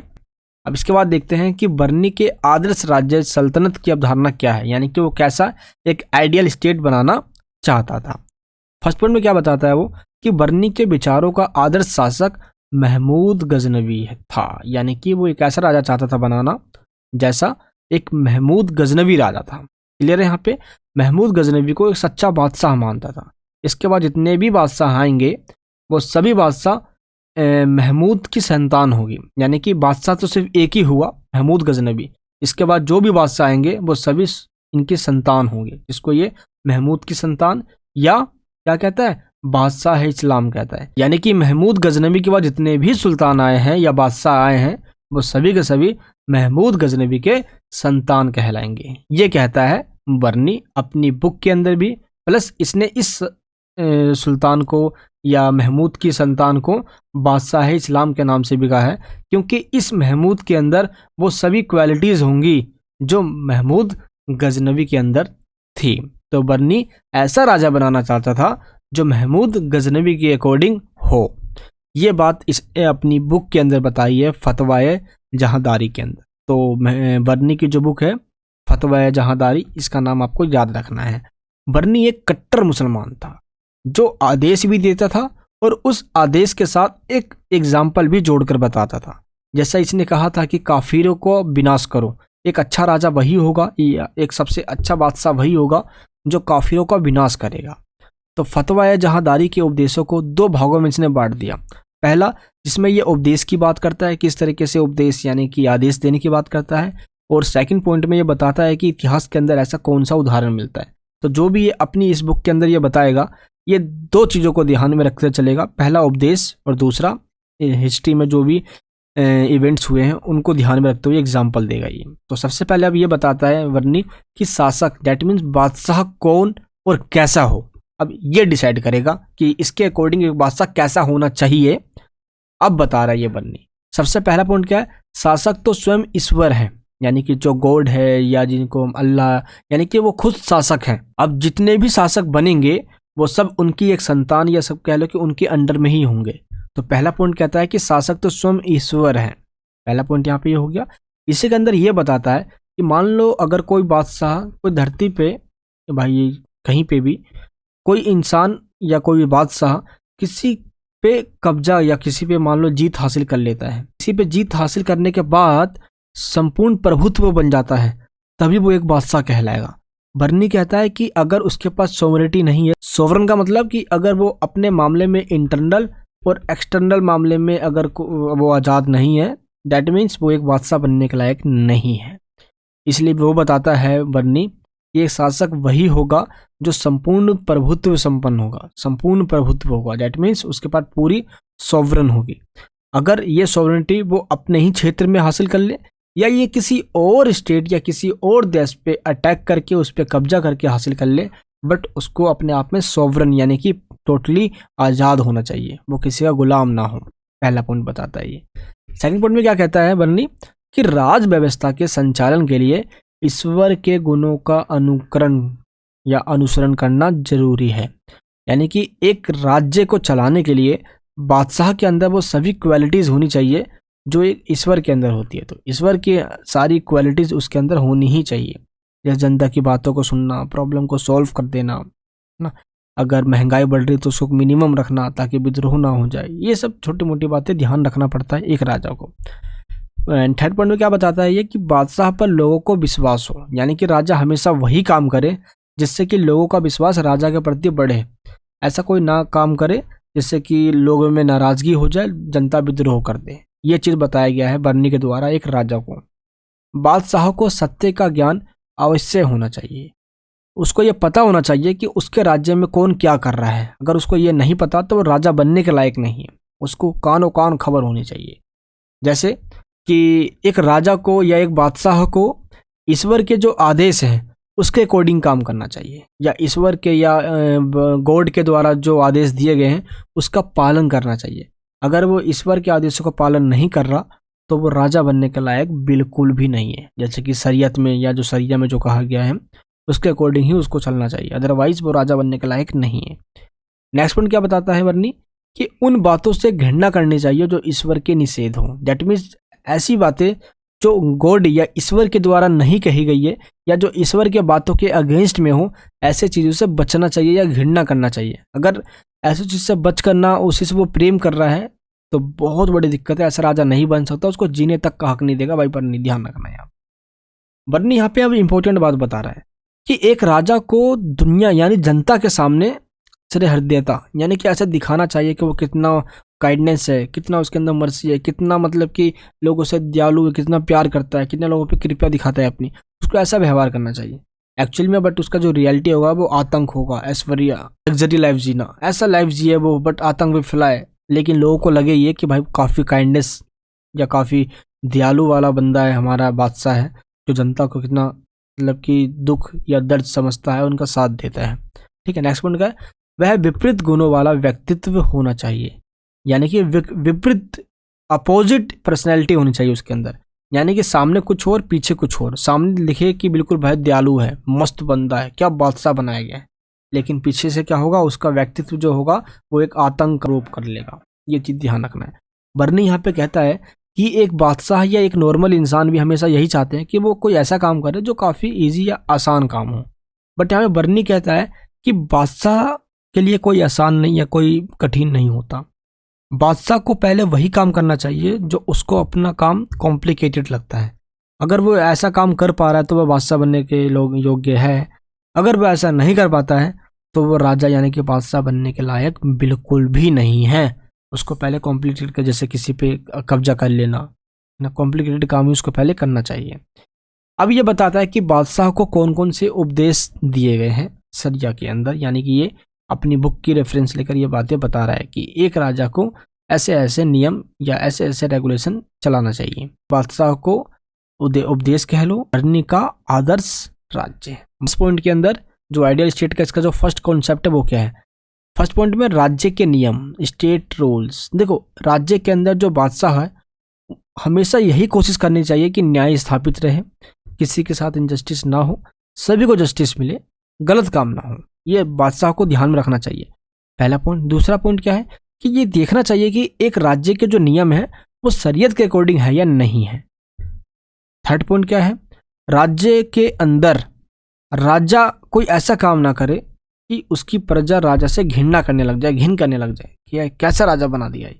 तो ये तीनों चीज का ध्यान रखना है राज्य के नियम के अंडर। धार्मिक पदों पर सावधानी पूर्वक नियुक्ति करनी होगी। जो भी कॉन्स्टिट्यूशनल पोस्ट है उसके ऊपर ऐसे ही लोगों को अपॉइंट करना होगा जो यहूदी, ईसाई, नीच या मिथ फैलाने वाले या धर्म का प्रचार करने वाले ना हो। इसलिए बर्नी यहाँ पे कहता है कि एक राजा को हमेशा धर्म के रास्ते पे चलना चाहिए, उसको अपना मार्ग नहीं भूलना चाहिए, भटकना नहीं चाहिए उसको अपना रास्ता। थर्ड पॉइंट क्या कहता है कि बाजार व्यवस्था। बाजार व्यवस्था यानी मार्केट सिस्टम का मतलब क्या है? एक ऐसी मार्केट सिस्टम जहाँ पे जो माल, जो कमोडिटीज या जो गुड्स या सर्विसेज बिक रहे होंगे सस्ते भाव पे बिक रहा हो। और सबसे बड़ी बात, जो सेना है या जो आम लोग हैं उनको ये महसूस ना हो कि ये बहुत मतलब कि एक्सपेंसिव हो गया है या उनका जो इनकम है उससे ज़्यादा ही ये महंगाई बढ़ गई है, कभी भी बदल हो सकता है, वो संभालना मुश्किल हो जाएगा। तो इस तरीके से यहाँ पे बर्नी यही कहता है कि प्रोत्साहन यानी कि हमें उनको प्रमोट करना चाहिए, हमें उनको थोड़ा मोटिवेशन देना चाहिए मार्केट में प्राइस को कम करके, ताकि उनको लगे कि हाँ भाई अब और ज़्यादा लोग खरीदने आ रहे हैं। तो इससे क्या होगा, उनका मोटिवेशन बढ़ेगा। फोर्थ पॉइंट क्या है, कुलीन में विश्वास। कुलीन में विश्वास का मतलब क्या है कि बर्नी यहाँ पे ये कहता है कि दो तरीके के राजा हैं। पहला गुनी राजा जिसमें सारी क्वालिटीज है, सेकंड वो जिसके अंदर कोई भी क्वालिटीज नहीं है एक राजा बनने के लिए। इसलिए यहाँ पे बर्नी ये कहता है कि हमेशा जो बादशाह बनेंगे वो गुनी ही बादशाह बनेंगे। ऐसा इसलिए क्योंकि जो बादशाह का जो मेन कार्य है कि कौन बादशाह होगा कौन बादशाह नहीं होगा, ये खुद ईश्वर बनाएगा, और ईश्वर कभी भी ऐसा बादशाह नहीं बना सकता जिसके पास योग्यता नहीं है। इसलिए ईश्वर के द्वारा बनाया गया बादशाह हमेशा योग्य वाला, यानी कि योग्यता धारण होगा ही, उसके पास कुछ ना कुछ कैपेबिलिटी होगी। तो बादशाह के जो मेन कार्य हैं वो गॉड डिसाइड करते हैं, और गॉड को ये पता होता है कि एक बादशाह के अंदर सारी क्वालिटीज होनी चाहिए। इसलिए हम ऐसा नहीं कह सकते कि बादशाह के अंदर क्वालिटीज नहीं है। बर्नी कहता है कि बादशाह के अंदर सारी क्वालिटीज हैं, क्योंकि एक बादशाह को ईश्वर के द्वारा बनाया गया है और ईश्वर ने उनमें सारी क्वालिटीज दी गई है, ये कहा गया है बर्नी के द्वारा। तो 5th पॉइंट के अंदर ये बताया गया है कि बादशाह को क्या नहीं करना चाहिए। ये अपनी बुक के अंदर बर्नी के द्वारा कहा गया, और ये चीज मानना ही पड़ेगा बादशाह को। सबसे पहली बात है, झूठ नहीं बोलना चाहिए, क्योंकि जनता नाराज हुई दोस्त तो विद्रोह हो जाएगा और राजा की गद्दी चली जाएगी। इसलिए झूठ नहीं बोलना चाहिए, धोखा नहीं देना चाहिए। अगर किसी को सम्मान पूर्वक, मान लो कि आपने एक बंदा है, एक या एक किंग, एक राजा है, इसने इस वाले स्टेट पे अटैक करके इसको कब्जा कर लिया, उसमें जो लोग रह रहे हैं जिसमें इस राजा ने कब्जा किया है, उन सभी राज्य के लोगों को सम्मान मिलना चाहिए। ठीक है, ये बहुत जरूरी चीज़ है। रिस्पेक्ट नहीं मिलेगा तो उनको मोटिवेशन नहीं मिलेगा। तो झूठ बोलने से बचना चाहिए, धोखा नहीं देना चाहिए, ये एक बादशाह की पहचान है। 6 पॉइंट क्या है कि इस्लाम का जो सम्मान है उसको फिर से हमें स्थापित करना चाहिए। जैसा बर्नी कहता है कि शरीयत का पालन करना कंपलसरी है अगर इस्लाम को स्थापित करना चाहते हो। एंड दूसरी बात कहता है बर्नी की, जो काफिरों को खत्म करेगा वो सबसे अच्छा शासक होगा। अब यहाँ पे वो कुछ जिम्मियों का नाम लेता है। जिम्मियों का मतलब क्या होता है? जिम्मियों का मतलब होता है जो ईसाई, यहूदी या कुछ ऐसे लोग जो अलग अलग डिफरेंट रिलीजन से हैं, जिसमें ईसाई और यहूदी मेन आते हैं। तो ये कहता है कि इनका जो आदर है, वो इनका जो रिस्पेक्ट है वो हमें नहीं करना चाहिए, ये हमारे दुश्मन है। ये कौन कह रहा है?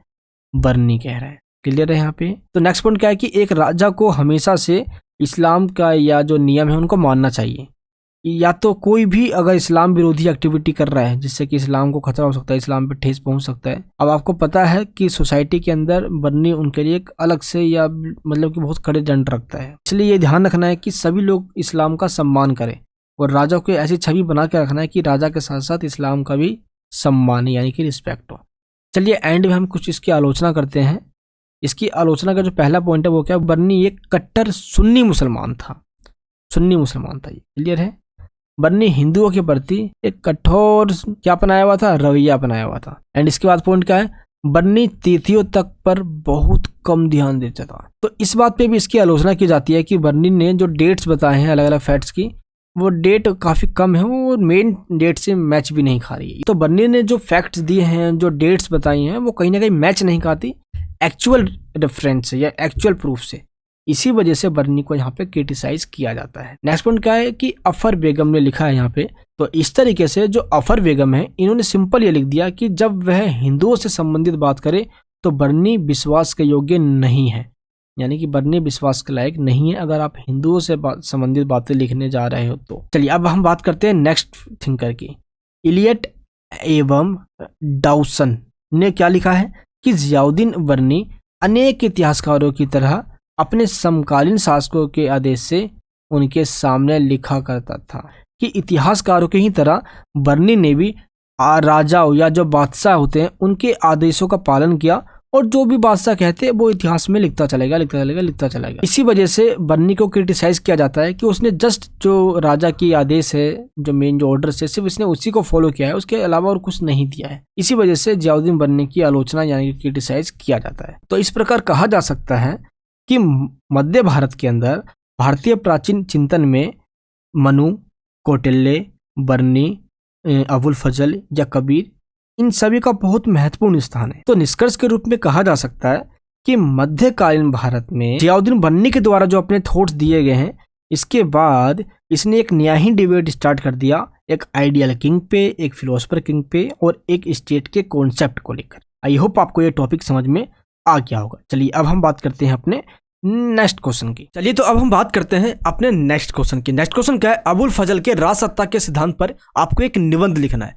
जैसे कि बर्नी ने एक राजा कैसा होना चाहिए ये अपना कॉन्सेप्ट दिया, इसी के बाद बात आती है अबुल फजल के द्वारा राजसत्ता, दैट मीन्स कि एक राजा कैसा होना चाहिए, इसके ऊपर इसने अपना कॉन्सेप्ट दिया है। अब आपको अबुल फजल के द्वारा जो कही गई बात है अब आपको ये बताना है। अबुल फजल की आईने अकबरी, आपने क्लास 12th हिस्ट्री के अंदर पढ़ा होगा, आपने अकबरनामा, आईने अकबरी, कुछ आपको याद है धुंधला धुंधला सा, सेम वही चीज आपको यहाँ पे भी लिखना है।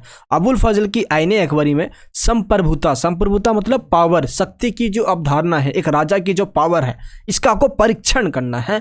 किस सीमा तक यह है? बादशाहत के देवीय सिद्धांत, बादशाहत का देवीय सिद्धांत यानी कि बादशाह को ईश्वर ने बनाया है का समर्थन करता है। तो ये चीज आपको डिफाइन करना होगा, अपना मत स्पष्ट कीजिए। Write an essay on Abul Fazl's theory of kingship. तो इस तरीके से अबुल फजल पे जो क्वेश्चन आने वाला है वो किंगशिप पे ही आने वाला है, जिसके अंदर आपको अकबरनामा और आईने अकबरी का रेफरेंस लेके आपको इसका आंसर देना होता है। पहले हम ये जानते हैं कि अबुल फजल जो कि अकबर का वजीर और काफी वफादार हुआ करता था, अबुल फजल के द्वारा ही अकबर नामक ग्रंथ की रचना की गई थी, जिसमें अकबर के प्रशासन और समाज की व्यवस्था के बारे में पूरी जानकारी अबुल फजल ने दे दी थी।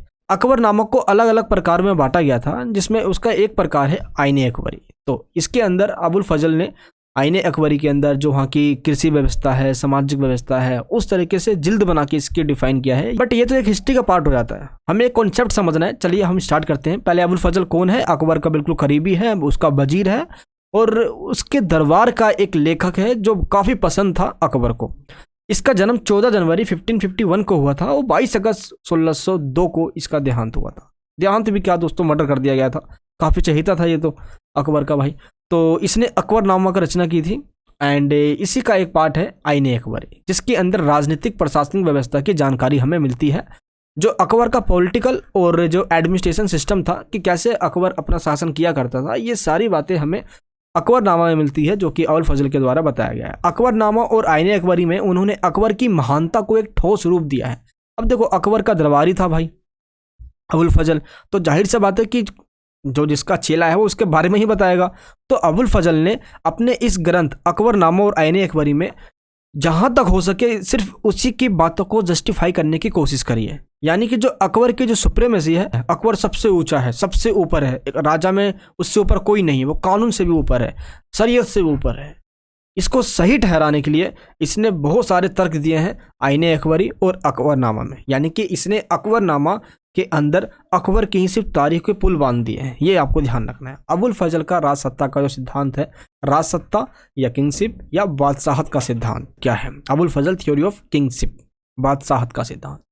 बादशाहत का मतलब जो बादशाह के बारे में बताए कि बादशाह एक कैसा होना चाहिए या उसका नेचर क्या है। मुगल काल के अंदर जितने भी राजा हुए वो अपने आप को बादशाह कहलाना पसंद करते थे और पूरे राजनीति के अंदर वही सेंटर में और सुप्रीम माने जाते थे।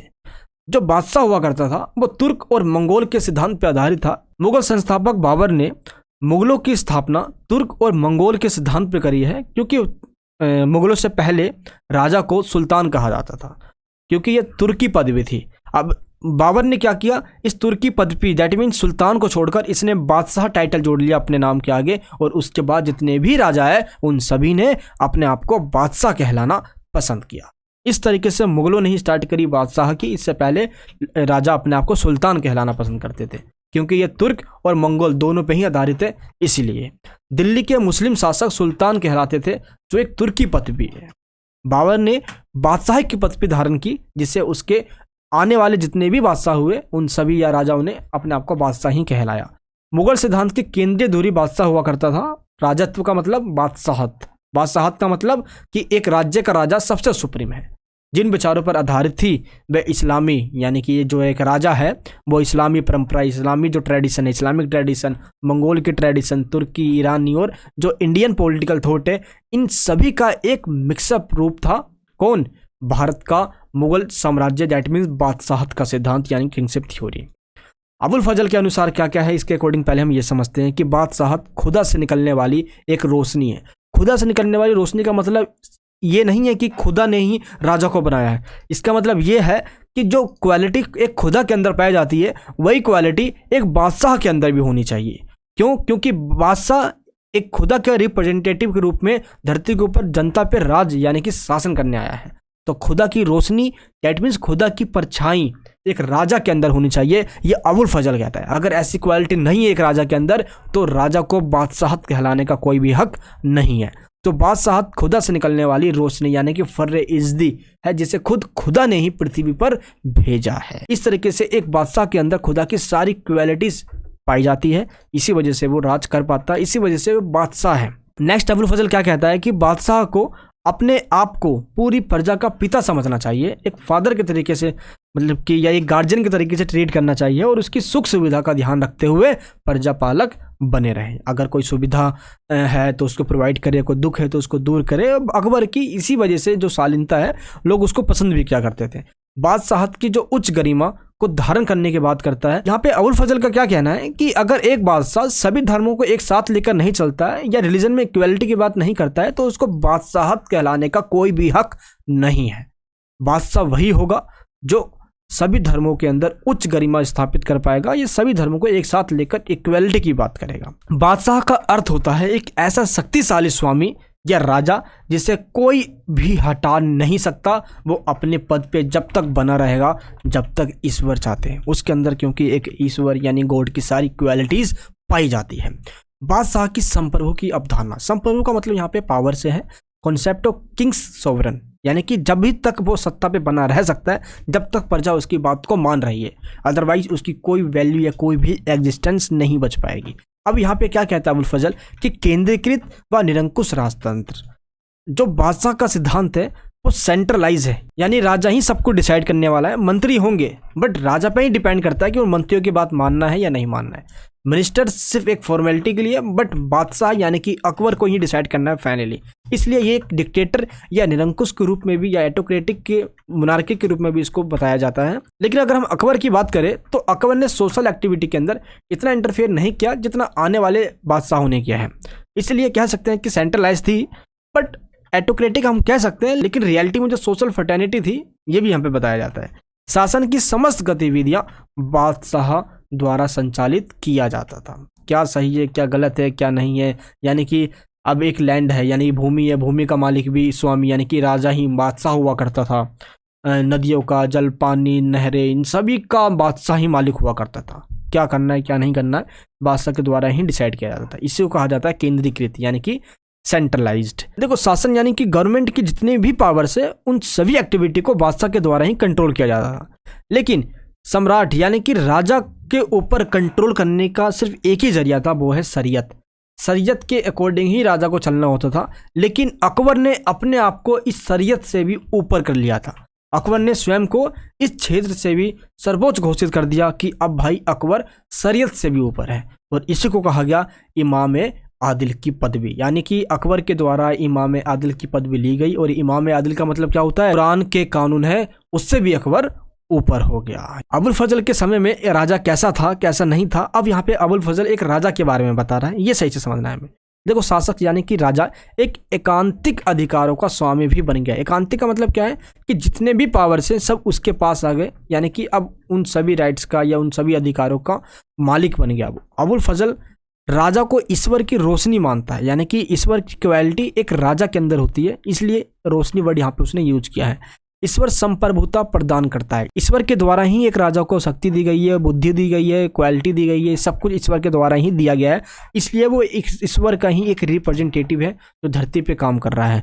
और यहाँ पे ये कहा गया है कि ईश्वर द्वारा ही संप्रभुता, यानी कि जो ईश्वर के द्वारा ये पावर दी गई है, इसी वजह से एक राजा समाज के अंदर बुद्धिमान होता है, उसके अंदर पेशेंस होती है, वो दूरदर्शिता होता है, यानी कि बहुत अच्छे तरीके से देख सकता है अपने राजा में क्या गड़बड़ चल रही है क्या गड़बड़ नहीं चल रही है। एंड वो न्यायप्रियता होता है, यानी कि अगर लोगों में दिक्कत है, अगर कोई इनजस्टिस हो रहा है तो उनके बीच में जस्टिस या फेयरनेस की बात भी राजा कर पाता है। ऐसा इसलिए क्योंकि एक राजा के अंदर ईश्वर के द्वारा बुद्धि, धैर्य, दूरदर्शिता और न्यायप्रियता की क्वालिटी जो है वो दी गई है। और इसी क्वालिटी की वजह से एक राजा मित्र और अजनबियों के बीच में संतुलन स्थापित कर पाता है। अगर वो सिर्फ मित्र को ही प्रमोट करेगा या मित्र से ही अपने अच्छे संबंध बनाएगा और अजनबियों से नहीं बनाएगा, तो एक टाइम ऐसा आएगा जब ये अजनबी राजा के प्रति गुस्सा जताएंगे, प्रतिशोध करेंगे, नफरत पैदा करेंगे, और ऐसा गलत माना जाता है आईने अकबरी और अकबरनामा के अंदर अबुल फजल ने यही कहा है। इसलिए अबुल फजल ये कहता है कि एक राजा को मित्र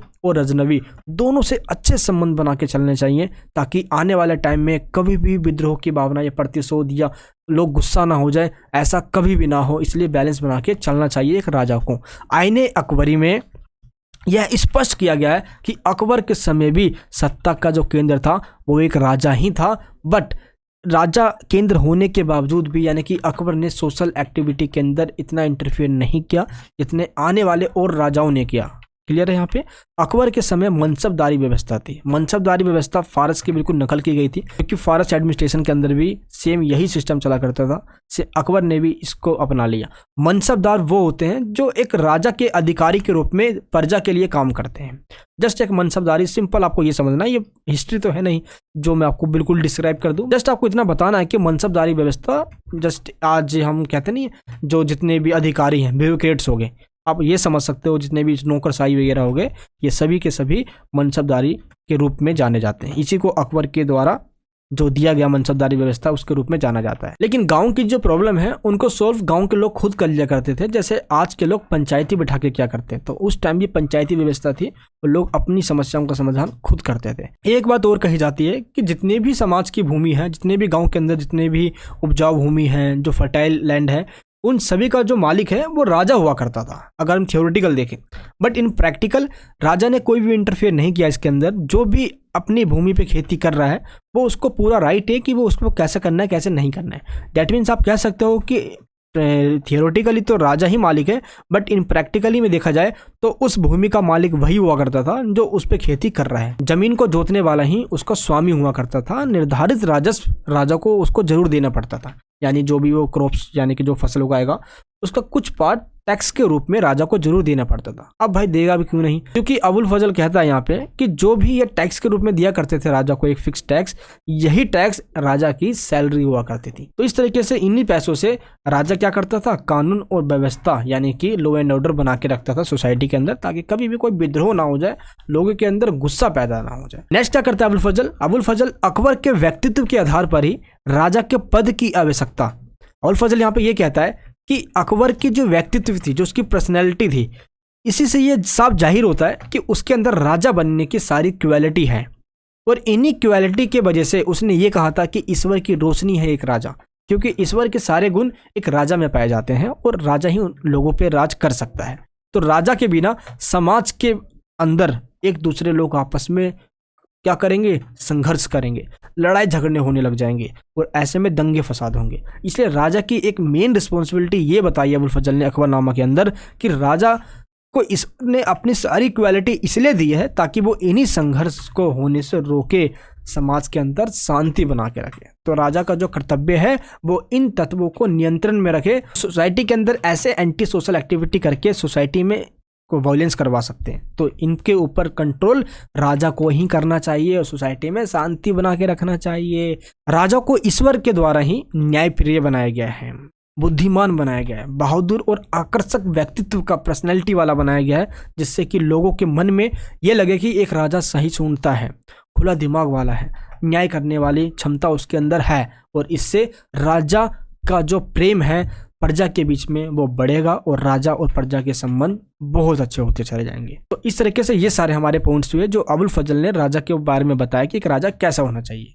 अब हम ये समझते हैं कि देवीय सिद्धांत का समर्थन अबुल फजल के द्वारा क्यों किया गया है। आखिर देवीय सिद्धांत का अर्थ क्या होता है? अबुल फजल के अनुसार अल्लाह की नज़र में राजशाही से बढ़कर कोई गरिमा नहीं है, यानी कि इसने राजशाही को सबसे ज़्यादा इंपॉर्टेंस दी, यानी कि एक राजा ही सब कुछ है, क्योंकि राजा के अंदर वो सारी क्वालिटीज़ है जो एक प्रजा को सही डायरेक्शन में लेके जा सकती है।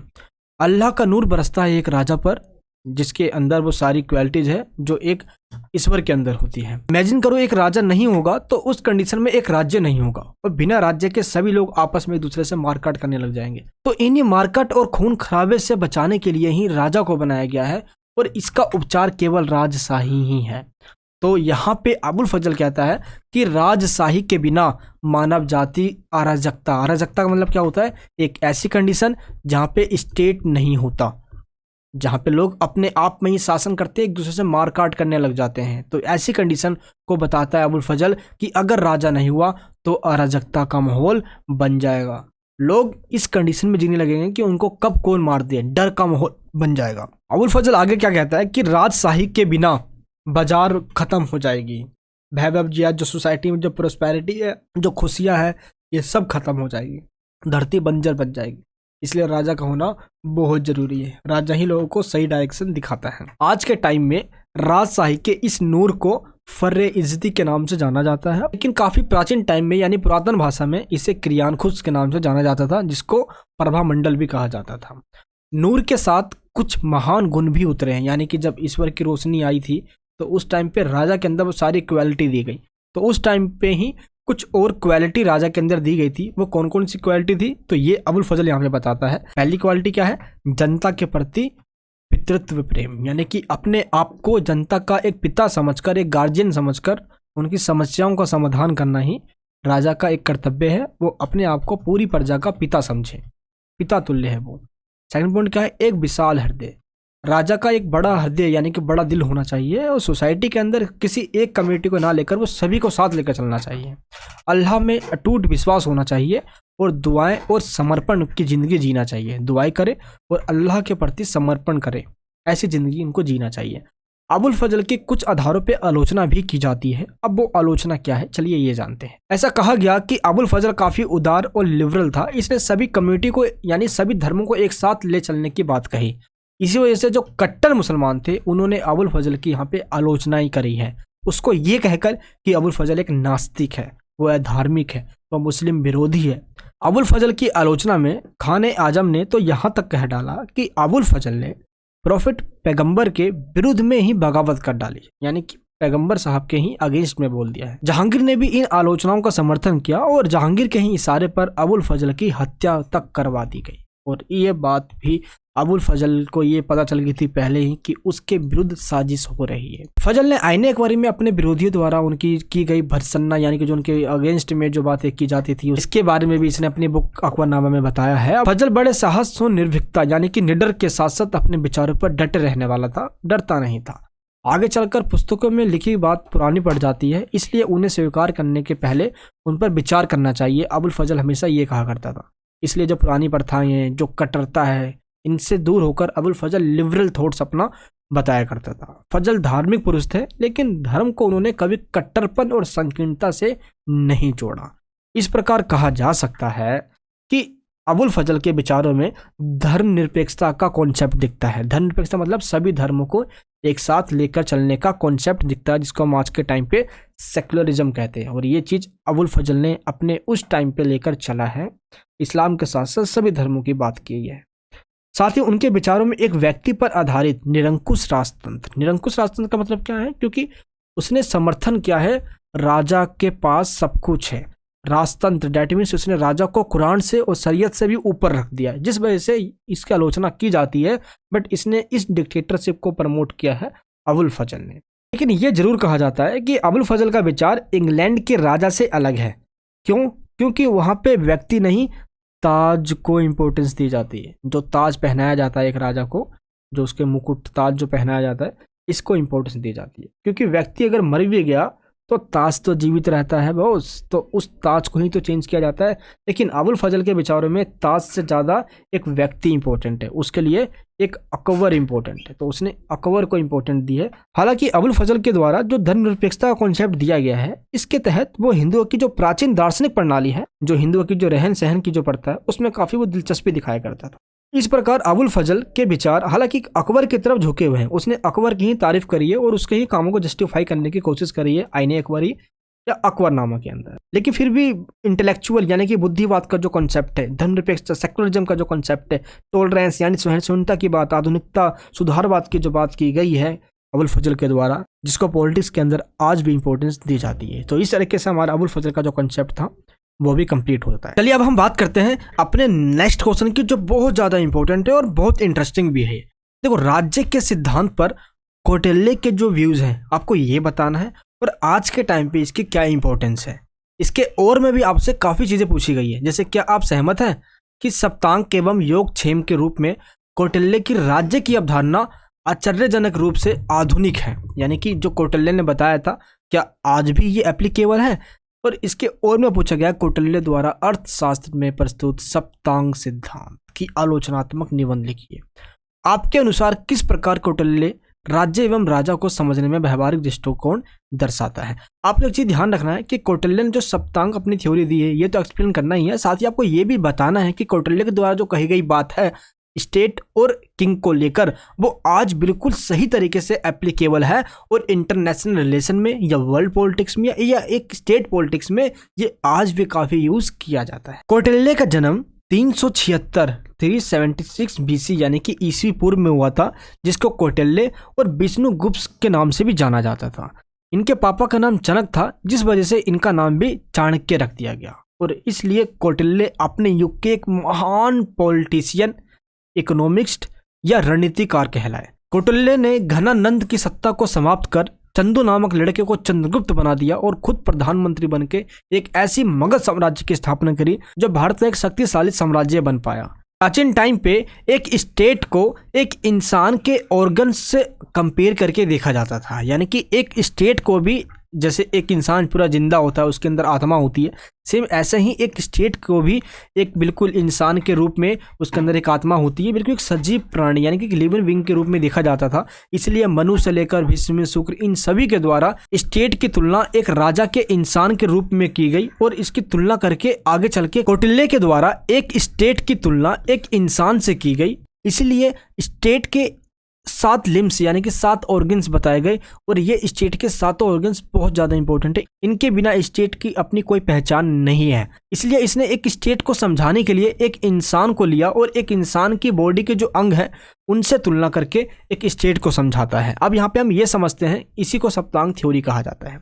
चलिए मैं आपको पहले एक चार्ट में बता दूँ। अब जब भी आप आंसर लिख रहे होगे तो पहले इंट्रोडक्शन बताना कि कौटिल्य कौन था, कौटिल्य की इंपॉर्टेंस आज वर्ल्ड पॉलिटिक्स में भी है। कौटिल्य की जो सप्तांग थ्योरी है वो कहीं ना कहीं आज भी किसी रूप में प्रासंगिक लगती है। तो राज्य के जो 7 अंग बताए हैं इसने, जैसे कि सम्राट यानी कि एक राजा, इसके बाद एक अमात्य एंड दुर्ग, कोष मतलब जो टैक्स मिलता है, बल यानी दंड या सेना आर्मी कह सकते हो, मित्र एंड जनपद यानी जो जनता जो रहती है जिस भूमि पर रहती है। तो इस तरह के 7 जो अंग बताए हैं ये 7 अंग एक स्टेट के लिए काफ़ी इंपॉर्टेंट है। जिस तरीके से एक इंसान के लिए उसके सारे अंग इंपॉर्टेंट होते हैं, बिना ऑर्गन्स के एक इंसान जिंदा नहीं रह सकता, सेम इसी तरीके से अगर एक स्टेट की ये सारे अंग या इसे सारे लिम्स या अलग कर दिया जाए तो उस स्टेट का अपना कोई भी एग्जिस्टेंस नहीं रह जाएगा। इसलिए यहाँ पे कौटिल्य इन 7 अंग को एक इंपॉर्टेंट पार्ट्स बताता है स्टेट का। अब एक एक करके इन पार्ट्सों को हम समझते हैं जो उसने बताया है। सबसे पहला है स्वामी यानी कि राजा। राजा सबसे ऊपर सबसे सुप्रीम है एक स्टेट को चलाने के लिए। इसलिए एक राजा के अंदर क्या क्वालिटीज होनी चाहिए कौटिल्य ये बताता है। सबसे पहले कौटिल्य ये कहता है कि राजा का जन्म उच्च कुल में हुआ हो, यानी कि वो अपर कास्ट का हो, जैसे कि ब्राह्मण हो गया उसमें जन्म हुआ हो, एंड धर्म में वो रुचि रखता हो, यानी कि धर्म के नियमों का पालन वो करता हो, वो दूरदर्शी हो, दूर का सोचता हो, सत्यवादी, सच्चाई पे चलता हो, महत्वाकांक्षा, काफ़ी बड़ी बड़ी उसकी सोच हो, परिश्रमी, मेहनती हो, गुणीजन यानी उसमें सारी क्वालिटीज़ हो, अपनी क्वालिटीज़ की पहचान कर सके, अपने शत्रुओं को पहचान कर सके, उसके दुश्मन कौन है, दोस्त कौन है, या दोस्त के पीछे जो दुश्मन छुपा हुआ है वो उसकी भी पहचान कर सके, शिक्षा प्राप्त करने का प्रेमी हो वो, एंड वो इतना कैपेबल हो कि वो ऐसे कैपेबल मिनिस्टर को भी अपने पास रखे, ये पहचान करके कि उसके कौन कौन से मिनिस्टर हैं जो उसके काम आ सकते हैं। एंड सामंतो यानी कि जो जितने भी अधिकारी हैं, जो लैंडलॉर्ड्स हैं, उन पे ये अपना कंट्रोल बना के रखे और जो दुश्मन है इसके उनकी कमजोरी का पता लगा सके। तो राजा के अंदर ये क्वालिटीज़ होनी चाहिए, तभी वो राजा एक बन सकता है। और कौटिल्य ने ये जो कहा है ये बात आज भी एप्लीकेबल है कि राजा के अंदर ये बात होनी चाहिए, तभी एक वो स्टेट को रिप्रेजेंट कर सकता है। हाँ, लेकिन ये बात अलग है कि उच्च कुल में जन्म हुआ हो, ऐसा तो आज कुछ है नहीं, डेमोक्रेटिक कंट्री है। हाँ, लेकिन ये सब जो इसने क्वालिटी बताई है एक राजा की, जो ट्रांसपेरेंसी सोच होनी चाहिए, महत्वाकांक्षी है ना, कि दुश्मन को भी पता कर ले, तो ये सारी बात जो है वो आज भी एप्लीकेबल होती है। तो इस तरीके से इसने राजा की एक इंपॉर्टेंस बताई है कि सम्राट एक स्टेट का सबसे इंपॉर्टेंट पार्ट होता है। जैसे कि हमारे सर को काट दिया जाए, ऐसे ही एक स्टेट से अगर राजा को खत्म कर दिया जाए तो उस स्टेट का कोई भी एग्जिस्टेंस नहीं रह जाएगा, कोई अस्तित्व नहीं रह जाएगा। सेम इसी तरीके से एक इंसान का अस्तित्व नहीं रहेगा, उसको गर्दन मुंडी काट दी जाए तो। सेकंड पॉइंट में बताता है ये अमात्य। अमात्य का मतलब क्या होता है? अमात्य का मतलब होता है मंत्री। कौटिल्य यहाँ पे ये बताता है कि राजा को अपने जो मंत्री हैं वो इस तरीके से नियुक्त करना चाहिए कि काफ़ी वो कैपेबल हो, उनमें योग्यता की भरमार हो, वो या राजा की तरह ही बहुत कैपेबल हो काम करने में। जैसे कि अगर एक रथ है, रथ का अगर एक पहिया टूट जाए या निकाल दिया जाए तो ये रथ किसी काम का नहीं रह जाएगा, वो चल ही नहीं पाएगा, राजा बैठ के जाएगा कैसे भाई। इसलिए ये बताता है कि एक राजा भी बिना मंत्री के काम नहीं कर पाएगा, राजा की हेल्प के लिए मिनिस्टर होना कंपलसरी है, अदरवाइज वो अकेले कितना ही काम कर लेगा। हाँ, लेकिन राजा के पास कितने मिनिस्टर होंगे, कौटिल्य ने यह कहा है कि ये उस राजा पे ही डिपेंड करता है, यानी कि ये उसके विवेक पे डिपेंड करता है कि वो कितने मंत्री रखना चाहता है। कमेंट में ये मत बोलना भाई कि ये मोदी जी की पिक्चर क्यों लगा दी है, एक राजा है भाई ये, ठीक है। चलिए, कौटिल्य यहाँ पे ये कहते हैं कि कामयाब होने के लिए अच्छे मित्रों की जरूरत होती है और ज़्यादा कामयाब होने के लिए अच्छे शत्रुओं की ज़रूरत होती है। अगर आपके दुश्मन होंगे तगड़े धमाकेदार तो आपके अंदर वो चिंगारी लगाएंगे, जो जान डाल देंगे आपके अंदर। अच्छा, वो ऐसा कह रहा है अब मैं और ऐसा करूंगा, तो आपके अंदर जुनून नीचे डाल देते हैं वो। तो राजा और मंत्री ये दोनों तो सबसे इंपॉर्टेंट पार्ट है ही एक स्टेट को चलाने के लिए। इसके बाद जो थर्ड पॉइंट है वो है जनपद। जनपद का मतलब क्या है, देखो, जन मतलब होता है लोग यानी कि पब्लिक, जनता, और पद मतलब होता है जहां पे वो रहते हैं, डेट मीन्स भूमि। तो इन दोनों को ही मिलाकर एक स्टेट बनता है, तो इन दोनों की ही जरूरत होती है एक स्टेट के अंदर। अब जनता राजा की जो बात है उनको फॉलो करे और अपने स्टेट के अंदर यूनिटी बना के रखे। एक गांव के अंदर कम से कम 100 यानी मिनिमम 100 और मैक्सिमम 500 गांव आ सकते हैं, ऐसा कहता है कौटिल्य। तो इनको ही मिलाकर एक जनपद यानी कि एक स्टेट बनता है। तो ये भी एक स्टेट के महत्वपूर्ण भाग हैं क्योंकि इन्हीं के ऊपर एक राजा शासन करता है। इसके बाद है दुर्ग। दुर्ग काफ़ी इंपॉर्टेंट पार्ट है। आज के टाइम पे हम देखते हैं कि अपने स्टेट की सुरक्षा के लिए या फसलों को बचाने के लिए आगे पीछे स्टेट की यानी चारों तरफ से क्या करते हैं, दुर्ग बना देते हैं। दुर्ग मतलब क्या होता है, एक फोर्ट टाइप में किला बना देते हैं पत्थरों का, बड़े बड़े रॉक या पहाड़ों का, ताकि कोई आक्रमण ना कर पाए, कोई अटैक ना कर पाए या कोई बाहरी जानवर ना आ जाए जिससे कि फसल खराब हो जाए। तो ये तो आज का टाइम हो गया। लेकिन उस टाइम पे कौटिल्य ने ये कहा कि जिस तरीके से लोग और भूमि ये दोनों ही जरूरत है एक स्टेट की, वैसे ही भोजन, पानी, गोले बारूद की भी जरूरत होती है। इसी को उसने दुर्ग कहा और इसलिए इसने दुर्ग को 4 पार्ट्स में और कैटेगराइज कर दिया। ये 4 पार्ट्स कौन कौन से, ये देखना आपको। दुर्ग का सबसे जो पहला पार्ट है वो ये कहता है कि मान लो ये एक स्टेट है, मान लो यहाँ पे जो भी पिक्चर मैंने लगा रखी है, मान लो ये एक स्टेट है, ठीक है, ये यहाँ पे स्टेट है। ये कहता है कि दुर्ग में सबसे पहला जो पार्ट है वो है ओदक दुर्ग। ओदक दुर्ग का मतलब क्या है कि जो एक स्टेट है वो चारों तरफ पानी से घिरा हो, पानियों से घिरा हो, ताकि उसके ऊपर कोई अटैक कर ही नहीं पाए, है ना। तो उसने सिक्योरिटी के लिए पहला इसने कहा ओदक दुर्ग होना चाहिए। दूसरा क्या है, पार्वत दुर्ग। पार्वत दुर्ग का मतलब क्या होता है, जो चारों तरफ से क्या हो, है मेड ऑफ रॉक, यानी कि चारों तरफ से पहाड़ों से, यानी बड़े बड़े जो पर्वत हैं उनसे वो घिरा हुआ हो जिससे कोई अटैक ना कर पाए। तो स्टार्टिंग के जो 2 हैं पॉइंट, यानी कि ओदक दुर्ग और पार्वत दुर्ग, ये दोनों ही एक टेरिटरी यानी कि एक स्टेट की प्रोटेक्शन के लिए बनाए गए हैं। इसके बाद जो थर्ड और जो फोर्थ है यानी कि जो धानोवर दुर्ग है, ये किसके लिए है, ये है सराउंडेड बाय डेजर्ट, यानी कि एक स्टेट के चारों तरफ डेजर्ट होना चाहिए, मरुस्थल जमीन होना चाहिए। लोगों को लगेगा यहाँ पे तो कुछ है नहीं भाई, कोई काम का चीज नहीं है, यानी कि धानवन दुर्ग होना चाहिए। एंड फोर्थ क्या है, वन दुर्ग। वन दुर्ग का मतलब कि एक स्टेट के चारों तरफ क्या होना चाहिए, फॉरेस्ट यानी कि जंगल होना चाहिए। तो इस तरीके से ओदक दुर्ग का मतलब होता है सराउंडेड बाय वाटर, यानी कि चारों तरफ पानी होना चाहिए। और पार्वत दुर्ग का मतलब क्या होता है, चारों तरफ रॉक, पर्वत होना चाहिए। और धानवद दुर्ग का मतलब क्या होता है कि चारों तरफ डेजर्ट, मरुस्थल होना चाहिए, रेगिस्तान टाइप में होना चाहिए। एंड वन दुर्ग का मतलब क्या होता है, चारों तरफ फॉरेस्ट यानी कि जंगल होना चाहिए। तो इस तरीके से वो एक स्टेट की सिक्योरिटी के लिए पहले 2 ओदक दुर्ग और पार्वत दुर्ग, ये दोनों ही स्टेट की सिक्योरिटी के लिए हैं। और बचे हुए जो 2 दुर्ग हैं, धानवर दुर्ग और वन दुर्ग, ये दोनों ही प्रोटेक्शन के लिए है, जो फार्मर्स है उनके प्रोटेक्शन के लिए ये दुर्ग बनाया जाएगा, जिससे कि उनके फसल पे कोई दिक्कत ना आए, उनके स्टेट के जो फर्टाइल एरिया है उनके ऊपर।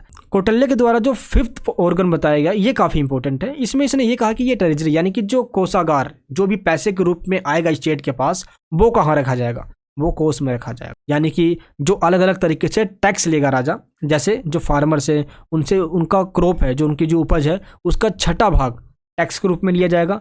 जो ट्रेडर्स हैं, जो व्यापारी हैं, उनके प्रॉफिट का 10वां भाग टैक्स के रूप में लिया जाएगा। और जो पशु का व्यापार करते हैं, जो एनिमल्स का जो व्यापार करते हैं, उनसे जो प्रॉफिट होगा उसका 50वां भाग टैक्स के रूप में लिया जाएगा। सोना, चांदी, अलग अलग तरीके से और भी टैक्स जो आता है, ये सारे इनकम का स्रोत होता है एक राजा का। तो कर उतने ही लगाने चाहिए राजा को जो आसानी से लोग दे पाए, अदरवाइज लोग विद्रोह कर देंगे। तो स्टेट को रेगुलेट करने के लिए ये टैक्स भी काफ़ी ज़रूरी है, तभी स्टेट चल पाएगा, जैसे कि आज भी हम टैक्स का सिस्टम करते हैं। 6 पॉइंट पे क्या है, दंड। दंड का मतलब होता है सेना, आर्मी, एक देश की आर्मी। कौटिल्य यहाँ पे कहता है कि राजा, जनपद यानी कि लोग, भूमि एंड दुर्ग, इन सबको मैनेज कर लेने के बाद अब सबसे बड़ी बात आती है अपनी एक अच्छी सेना बनाना। आर्मी इतनी मजबूत होनी चाहिए कि आप पे कोई आंख उठा के ना देख सके। जैसे कि आज हम बात करें, अगर इंडियन डिफेंस सिस्टम आज बहुत अच्छी होगी तो चाइना, पाकिस्तान हमें आंख उठा के भी नहीं देखेंगे। चलो पाकिस्तान तो छोड़ो, लेकिन जो चाइना अभी तक उठते रहता है वो हमारी तरफ आंख उठा के तक नहीं देखेगा। तो कौटिल्य यहाँ पे ये कहता है अगर आपके पास एक अच्छी सेना होगी, मजबूत सेना होगी, जिससे को लगेगा कि लोग देख के वाह भाई इसके क्या डिफेंस सिस्टम है, अच्छी सेना आपके दुश्मनों को भी आपका दोस्त बनने पर मजबूर कर देगी। इसलिए कौटिल्य कहता है कि एक अच्छी और मजबूत सेना होना जरूरी है। एंड 7 पॉइंट में बताता है मित्र, मित्र मतलब एलियांस। कौटिल्य कहता है कि एक देश को अपने पड़ोसी देशों से मित्रता यानी कि दोस्ती या फ्रेंडशिप बना के रखना चाहिए, क्योंकि वही मित्र देश आपके पड़ोस में है। अगर इसने आपके दुश्मन से दोस्ती कर ली तो ये आपके नाक में दम कर देगा। इसलिए आपका पड़ोसी दोस्त होना चाहिए। इसलिए कौटिल्य के द्वारा ये कॉन्सेप्ट दिया गया, अगर हमें अपने बॉर्डर की सिक्योरिटी करनी है तो हमें अपने आस पड़ोस के देशों से अपनी मित्रता यानी कि फ्रेंडशिप बनाना होगा। इसको कहते हैं हम एलियांस या गठबंधन बनाना होगा, जिससे कि हमें हमारे बॉर्डर पे कोई खतरा ना हो। इसके बावजूद भी कौटिल्य की कुछ आलोचना की जाती है। चलिए हम देखते हैं वो कौन से आधार हैं जिसके वजह से कौटिल्य की आलोचना की जाती है। पहला पॉइंट है कि राज्य को एक शरीर मानता है ये, बल्कि एक राज्य को एक शरीर मानना अनुचित है, क्योंकि राज्य अपने आप में पॉपुलेशन से, सोवरेनिटी से, गवर्नमेंट से एंड टेरिटरी से, इन चारों को मिलाकर बना हुआ है। इसलिए आज के टाइम पे स्टेट को एक इंसान की तुलना या एक बिल्कुल सजीव प्राणी मानना, एक जिसमें आत्मा होती है, ये नहीं माना जाता है। इसलिए क्रिटिसाइज किया जाता है कौटिल्य का। सेकंड पॉइंट क्या है कि दुर्ग, कोष, सेना और मित्र, इसने इन चारों को एक स्टेट का सबसे ही इंपॉर्टेंट लिम्स या सबसे इंपॉर्टेंट पार्ट माना है। लेकिन कौटिल्य ने इन चारों पार्ट्स को तो इंपॉर्टेंट कह दिया, दुर्ग, कोष, दंड यानी कि सेना जो को बल कहते हैं, मित्र यानी लाइज। लेकिन अगर इमेजिन करो कि अगर आज किसी देश के पास सेना नहीं, आर्मी नहीं है, तो क्या उसकी एग्जिस्टेंस नहीं है? क्या वो जिंदा नहीं रह सकता? क्या वो निस्तनभूत हो जाएगा? वो बात अलग है, जब तक उस पर कोई अटैक नहीं करे तब तक तो वह रह ही सकता है भाई। इसलिए ये कंपलसरी नहीं है, हाँ ये आधारभूत है, ये फंडामेंटल है, एक देश की नीड है ना, लेकिन ऐसा नहीं है कंपलसरी, इसके बिना कोई देश रह ही नहीं सकता। इसलिए यहाँ पे कौटिल्य को क्रिटिसाइज किया जाता है। आलोचकों का ये भी कहना है कि संप्रभुता, सरकार और जनसंख्या, भूभाग, ये आज स्टेट के 4 पार्ट्स है। ये जो मैंने आपको अभी यहाँ पे बताया, पॉपुलेशन, सोवरेनिटी, गवर्नमेंट और टेरिटरी, ये आज चारों पार्ट्स एक स्टेट के एलिमेंट्स हैं, इंपॉर्टेंट एलिमेंट्स, इनसे ही मिलकर एक स्टेट बना हुआ है। बट आज के टाइम के अकॉर्डिंग कौटिल्य ने उस टाइम पे इन चारों में से किसी की भी बात बिल्कुल भी नहीं की है, इसलिए कौटिल्य को क्रिटिसाइज किया जाता है। नेक्स्ट पॉइंट क्या है? 4th पॉइंट, कौटिल्य द्वारा जो प्रतिपादित सप्तांग सिद्धांत है ये राजतंत्र पे आधारित है, लेकिन आज क्या है? लोकतंत्र है भाई, और इसने डेमोक्रेसी को इग्नोर कर दिया है। इसके बावजूद भी देखा जाए तो कौटिल्य के द्वारा एक राजा कैसा होना चाहिए, इसकी जो सिद्धांत दी गई है वो आज भी बिल्कुल प्रासंगिक है। वर्ल्ड पॉलिटिक्स के अंदर राजा की फिलोसफी को लेकर, राजा की आर्मी को लेकर एंड राजा की बिहेवियर को लेकर, और जो इसने दूरदर्शिता की बात करी है कि एक राजा की एक बिहेवियर कैसा होना चाहिए, अपने दुश्मनों की गर्दन भी पकड़ ले वो, अपने दुश्मन को दूर से ही पहचान ले वो, तो राजा के अंदर ये क्वालिटी जो है वो डेवलप करना जरूरी है। एक शिक्षित होना चाहिए, शिक्षा प्रेम भी होना चाहिए, जो कि आज अनएजुकेटेड लोगों के लिए आज बहुत जरूरी है, जो आज MP और MLA बन के बैठे पड़े हैं। जिस तरीके से कौटिल्य ने शिक्षा पे जोर दिया है, तो कौटिल्य के द्वारा दी गई सप्तांग थ्योरी जो है आज भी मॉडर्न स्टेट के अंदर थोड़ा एप्लीकेबल होता है। तो चाणक्य के द्वारा कही गई बात आज भी आधुनिक क्रांति के अंदर प्रासंगिक है। तो इस प्रकार कहा जा सकता है कि कौटिल्य की जो रणनीति है इसको इग्नोर नहीं किया जा सकता। आज भारत क्या पूरी दुनिया भर के अंदर चाणक्य नीति आज देश की रणनीति में बहुत महत्वपूर्ण भूमिका निभाती है। तो अभी तक मैंने आपको 5 क्वेश्चन टोटल करवा दिए हैं, और मैंने आपको स्टार्टिंग में ही कहा था कि मैं पूरे 5 चैप्टर से एक एक क्वेश्चन लूंगा और 5 क्वेश्चन आपको कंप्लीट करवाऊंगा। तो इतना कर लेने के बाद अभी आपको चलिए मैं कुछ क्वेश्चंस और दिखा देता हूं जो हमारे नोट्स में मेंशन है। अगर आपने अभी तक ये नोट्स नहीं लिया है तो प्लीज इसको डाउनलोड कर लेना। ये हिंदी और इंग्लिश दोनों मीडियम में ही अवेलेबल है। इसकी लिंक आपको नीचे वीडियो को डिस्क्रिप्शन बॉक्स में मिल जाएगी। इसके अंदर वो सभी क्वेश्चंस हैं जो आपके एग्जाम्स में आने वाले हैं, तो उन क्वेश्चंस के आंसर्स आपको इसमें से पढ़कर जाना है। बाकी मैंने आपको समझा ही दिया है। इसमें और जो कुछ क्वेश्चन दिए, जैसे दिग् निकाय पे दिया हुआ है कि बुद्ध के द्वारा जो राजसत्ता का सिद्धांत है, जैसे एक राजा की कौन सी रिस्पॉन्सिबिलिटी होना चाहिए, राजा को कैसे रूल करना चाहिए, ये बताया गया है दिग् निकाय के अंदर। तो अगानसूत बौद्ध साहित्य का ही एक भाग है जो कि दिग् निकाय नामक एक संस्करण से लिया गया है। तो इसी के अंदर राजसत्ता का जो सिद्धांत है बुद्ध भगवान जी के द्वारा या महात्मा बुद्ध जी के द्वारा ये दिया गया है। बुद्ध गौतम बुद्ध या महात्मा बुद्ध आदि नामों से जाने जाते हैं। वे संसार प्रसिद्ध बौद्ध धर्म के संस्थापक माने जाते हैं। बौद्ध धर्म भारत की श्रमण परंपरा, ये हमने फर्स्ट क्वेश्चन में देखा था, कि ब्राह्मणिक परंपरा से हिंदू धर्म या ब्राह्मणवाद का उदय हुआ है, और जो श्रमण परंपरा है उसी से बौद्ध धर्म और जैन धर्म निकल कर आए हैं, उनका उदय हुआ है। आज जो बौद्ध धर्म है इसके काफ़ी सारे फॉलोवर्स है, तो दिन प्रतिदिन ये बढ़ते ही जा रहा है। दुनिया भर में इनके काफ़ी सारे फॉलोवर्स पाए जाते हैं। अब नेपाल देख लो, चीन देख लो, ताइवान देख लो, इंडिया में भी काफ़ी फॉलोवर्स हैं इसकी, ठीक है। एंड ये बताया गया है। तो जो दिग्ग निकाय है ये क्या है, आपको पहले ये पता होना चाहिए। देखो, दिग्ग निकाय के अंदर बुद्ध ने खुद के द्वारा एक संवाद, आपस में एक बातचीत की है, और उसी बातचीत के द्वारा ये बताने की कोशिश की है कि एक राजा कैसा होना चाहिए, राजा की कौन कौन से कर्तव्य होना चाहिए। दिग्ग निकाय के बारे में राइट्स डेविड का कहना है कि मानव चिंतन के इतिहास में जितना महत्व प्लेटो के ग्रंथ रखते हैं उतना ही दिग्ग निकाय भी रखता है। तो एक फिलोसफर किंग ये सब जो बात है बताने में, देखो दिग्ग निकाय के अंदर जो पहली बात कही गई है वह ब्रह्मजाल के ऊपर कही गई है, क्योंकि ये बहुत जाल बिछी हुई थी और इस जाल के अंदर लोग मूर्खता और अंधविश्वास में फंस रहे थे। और इसी में से निकलने के बाद दिग्ग निकाय यानी कि सुत्त पिटक का ही एक पार्ट, जैसे कि विमर्शों की टोकरी के रूप में निकल कर आई, और इसके अंदर महात्मा बुद्ध जी के द्वारा अपने विचार दिए गए। तो बुद्ध द्वारा जो राजसत्ता के सिद्धांत दिया गया है उसके अंदर क्या है, बौद्धवादी राज्य में कल्याणकारी राज्य होना चाहिए, जो एक ऐसा राजा हो जो लोगों के कल्याण के लिए काम करे, अपने कर्तव्यों पे कमजोर ना हो वो। अब उसका मेन काम क्या है, लोगों का भला करना। चक्र कभी बदलते नहीं रहते, एक बार जो राजा बन गया है वो प्रत्येक का राजा होगा, और उसके अच्छे काम ही और उसके जो अच्छे कर्तव्य हैं इसी से वो लोगों का दिल जीत सकता है। बुद्ध निकाय में ये भी कहा गया है कि सामाजिक व्यवस्था को बनाए रखने के लिए दंड जरूरी है, इसलिए बौद्धवाद में दंड को न्यायोचित ठहराया गया है। अगर दंड नहीं देंगे तो लोग सुधरेंगे नहीं, इसलिए ये इंपॉर्टेंट माना गया। तो राजा के वो सभी कर्तव्य इस क्वेश्चन में बताए गए हैं। मैंने सिर्फ आपको 5 ही क्वेश्चन अच्छे से बताया है ताकि वो आपको 5 क्वेश्चन भी अच्छे से समझ में आ जाए। तो इसके बाद ये ऑप्शनल है, टाइम मिल जाए तो आप ये भी नोट से पढ़ लेना। जैसे कि बौद्ध शासकों द्वारा शांतिपूर्ण, सौहार्दपूर्ण समाज और गरीबी मुक्त समाज की कल्पना की गई है। एक ऐसा समाज जहाँ पे राजा क्या करेगा, शांति बना के रखेगा, सौहार्दपूर्ण, फ्रेटर्निटी, भाईचारा, गरीबी यानी कि जो पॉवर्टी है उससे लोगों को मुक्त करेगा। तो ये थी बुद्ध जी की फिलोसफी और ऐसा वो चाहते थे, ठीक है। तो ये हो गया यहाँ पे एक क्वेश्चन। इसी को इंग्लिश में आप देख सकते हो, discuss the theory of kingship as describe by Buddha in Digha Nikaya. तो ये क्वेश्चन ऐसे उठकर आता है। इसके बाद जो अलग अलग क्वेश्चन, जैसे इस्लामी परंपरा में समन्वयवादी परंपरा की क्या भूमिका रही है, लेकिन एक क्वेश्चन कबीर का तो जरूर करके जाना ताकि ऑप्शन आपके पास रहे। जैसे कबीर के द्वारा समकालीन समाज में जो असमानताएं थी, जो इनइक्वालिटी थी, उसके ऊपर जो विचार दिए गए हैं इस पे क्वेश्चन पूछ लिया जाता है। जैसे कि स्त्री पुरुष में या जाति को लेकर, धर्म को लेकर, कर्मकांड या जो भी ये भेदभाव रही है इसको लेकर समाज के अंदर इनके ऊपर बहुत तगड़ा प्रहार किया गया है कबीर जी के द्वारा। तो ये चीज़ आपको बताना है।